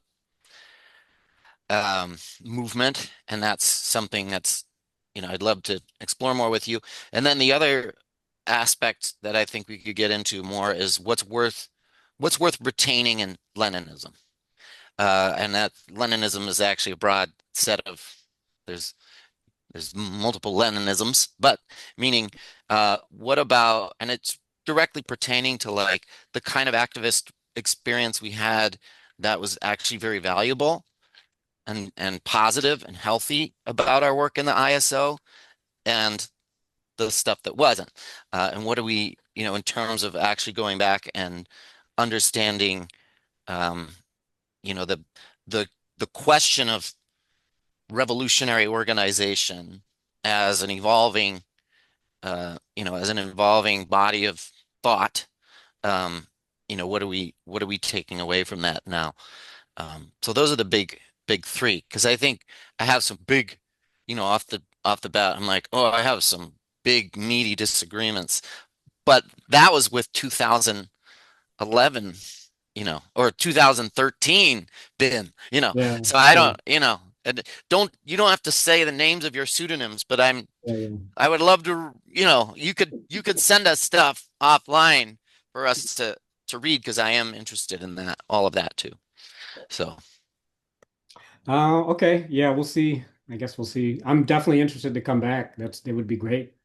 Great to come back and explore in depth some of the issues. I mean, 25 years of biography is like, it's a lot. It's a lot to cover. And then to tell actual, this just some of the key events and highlights and all that. I mean, I feel like my ISO experience was in many ways similar, but in a lot of important ways different in that like because we were in Rochester, we didn't have much contact with the rest of mhm, the organization most of the year. mhm, So like we just kind of experimented and did things on our own and independently figured out what works, what doesn't work. mhm, Whereas in the New York district, it was much more rigid, more like this is the way things are done. Things are done a certain way. And mhm, me personally, like I never when I after I came here, I never really felt like I fit in here. I was only on a branch committee briefly, and it didn't work out so well because like basically one thing I would do is like I just wouldn't say anything in meetings unless I had something somebody else hadn't already said. I felt like if I'm just going to repeat what other people just say, why am I going to say it? Like just wasting time. Like yeah, I'm trying to get something done, vote, get out of the meeting, go home and be productive. And they didn't like that. And they also didn't like that a lot of times I just skipped the perspective discussion. And when I set up an introduction to like a certain decision or whatever, like because it was just like I just felt like a lot of the perspective thing was like a waste of time. Like, let's say you're pessimistic and I'm optimistic about how many papers we're going to sell. Let's just go out and sell the papers and see who's right. Mhm. right. Why does it have to be a 30-minute argument about Uh, latest perspective? Like, I never understood like the obsession with, it's different when something big happened, like Katrina. Yeah, you gotta, before a paper sale, Katrina just happens. This is a huge thing. We need to talk about it. Okay. But like every week, every meeting, you don't need 30 minutes of perspective. So there was a culture clash that kind of made me not fit in with the rest of the district. And the fact that I was in Geneseo by myself after 9/11, going through that whole baptism of fire thing, like it made me way more into like I was used to just acting on my own and doing my own thing and not having to run everything by a branch a convener or a branch organizer or a branch committee or you know what I mean? Like I was pretty autonomous on my own in a lot of ways. So then when Occupy Wall Street had all these working groups working autonomously, I was like, okay, I know how this works. I can just jump in and make flyers for this working group and talk to this other, it was like it was more of a natural fit for me. And I think whereas most people in the New York ISO, that wasn't true. And I also another thing is that like getting trained in high school and going into college with 2 years or 3 years of experience already, just like a huge advantage. You know what I mean? Most ISO members who joined, they joined the ISO was like their first group. You know what I mean? And so first experiences tend to be formative, for positive and negative, unfortunately, and the ISO generally did not recruit experienced activists, experienced trade union people, right. people who knew how to run a meeting. And that always kind of bothered me because it was like, if we want to be a vanguard organization, right? Wouldn't you want to be recruiting the people who have the most experience actually leading class struggle as it is right now, such as it is. It's not a big deal, not a big scale, but shouldn't you be recruiting a lot of shop stewards or people who already know how to do stuff, or maybe they're not the president of the union, but maybe they're like the leading person in the local Mhm. or whatever, or the Yeah. the most active shop steward at a certain job site. Like it was almost always college students with no experience. And when you have people with no experience, they don't have any frame of reference to like push back and say, no, that idea, that thing about Lenin is BS. You just take it for granted that the ISO is the experts on Russia because they have all these books about Russia. So you just read everything uncritically, not knowing that there might be another point of view or, that's Yeah. not said or and also like foundational assumptions. There's a lot of foundational assumptions in sort of ISO doctrine that actually probably need to be pulled up and reinterrogated. As far as, Eric Blanc, I mean, yeah, whatever, he loves Kotsky or whatever. I mean, I've He gone back, specifically, I've gone back and read Bernstein, and I think yeah. Bernstein actually there's a lot about the Bernstein debate that I think Bernstein was right about, and that was never addressed in by the people who attacked him. And, I'm not saying everything he said wrote was right or whatever, but like a lot of the responses didn't address the substance of what he was saying. And now I feel like now in hindsight, I kind of feel like reading only one side of debates is just generally a bad idea. Just like if you only read the ISO steering committee documents about the renewal faction, but you never actually read the renewal faction documents, like you would have a completely screwed up thing about what, Yeah. you would have no idea what the heck their problem is or what their issues are. So I try to read both sides of every debate or every other point of view and not with an unprejudiced eye. I try not to take, let me at least read the documents before I like make up my mind. And the last thing I'll say about the security culture story, like I never ran into this thing where people are accusing people of being government agents, but I heard about it through the renewal thing. And the FBI actually released the ISO's FBI file. It's online, you can find it. And like there's stuff in there about Ahmed Shawki, like driving a fancy car and being rich, and it's all based on one person's report to the FBI. It's like it's like how the Epstein files, it's like there's a lot of stuff in there that's just a report from a random person. Who knows if it's actually true? It's an investigative lead. As an investigator, you're supposed to follow up and like corroborate, like, did this actually happen? Who is this person? But there's stuff like that in the FBI file. And like the only things that are in the ISO's FBI file is like Ahmed is a weirdo, basically. Ahmed Shawki is a weirdo, or he's doing something. He's a dangerous communist, and it's written by some person who's worried about their kid joining a cult. That's basically what it is. And then the other stuff is like the ISO in Texas in 2005 was threatening.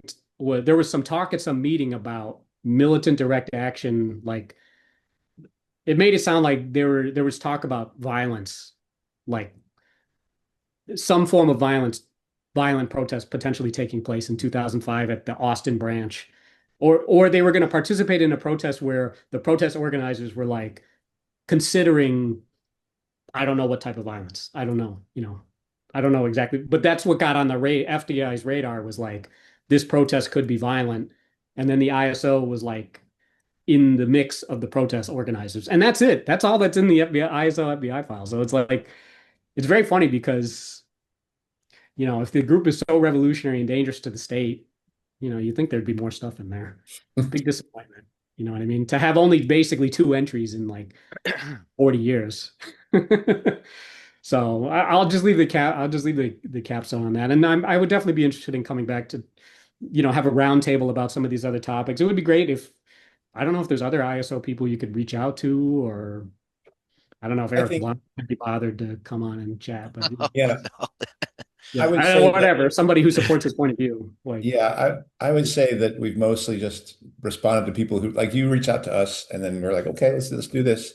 yeah, And I would say that whoever would reach out to us and say, hey, this is something I'd like to discuss, then I'd be down for that. I think when me and Eduardo first started What's Left, I think the only people I said we wouldn't invite would be people who are running for office or something like that. Isn't that, Eduardo, didn't we have that discussion, if I remember right? I was like, even if there were activist leftists who are running for election, I was like, I don't want anybody Politicians. who I really don't believe can actually say what they believe, because what's the point of having that discussion if I already know that certain things are walled off, you know? yeah, So that probably was the only restriction that I put, because I had felt like the left had become such a place where people can't really speak openly about what they believe. yeah, And so I just was trying to we were both, me and Eduardo were trying to reopen that.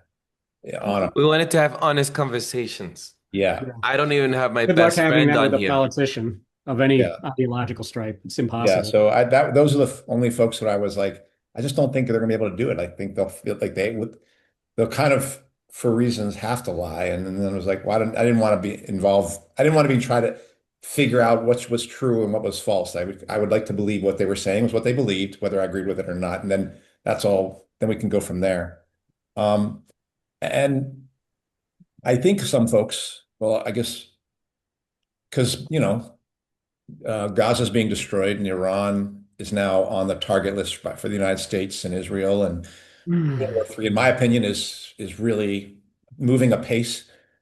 And I think there are some folks who'd be like, well, what about, like, how are you going to leave those things out? And I will say that the things you're bringing up as they relate to me figuring out how to no longer be a spectator to political events, but be part of trying to make a change. These are the discussions that I think are more meaningful than necessarily figuring out exactly what the U.S. what's behind what's going on with the U.S. I'm not saying those things aren't important.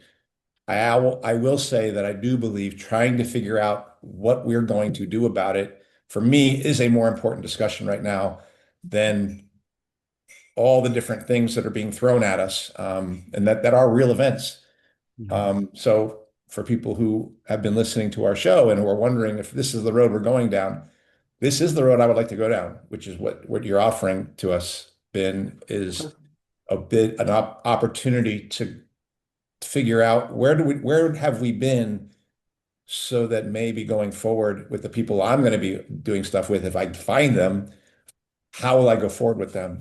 That I do think is a more important thing to figure out, or a more important discussion for me than all these giant world events, which are giant, but they're much bigger than I can handle in terms of what I have around me to make them to say, well, here's what I'm doing about it. So I just want to say that. Sounds good. Sounds like we all agree, Yeah. more or less, on the same page. Yeah. And Michael's got to go. So thank you for. Thanks a ton. Can you take us out here? Yes. All right, let's conclude. Thank you very much, Ben, for that lively biographical political journey of yours. You're welcome. I look forward to getting to particular points. All right. Well, that does it for this week's episode. What's Left is a weekly political podcast / channel challenging the mainstream left. We post information about our topics and our guests on the episode notes, wherever you found this episode, or on our blog at whatsifpodcast.com. You can find past episodes to this podcast / channel there and connect with us. I remind folks, if you like anything you have heard here, please subscribe, rate, review, turn on your notifications to any of our platforms on Spotify, iTunes, Podcast, BitChute, Odyssey, YouTube, Rumble, or Telegram. You can find any of these on our blog and any of those links in the episode notes, wherever you found this episode. If you would like to give us feedback about something you've heard or suggest something for us to cover, contact us to our blog. I'm Eduardo Barca with co-hosts Michael Hoffman and Andy Libson. Thank you, Ben, Pham, for joining us, and check us out next time. Thank you all for listening. Ciao, ciao. Bye-bye.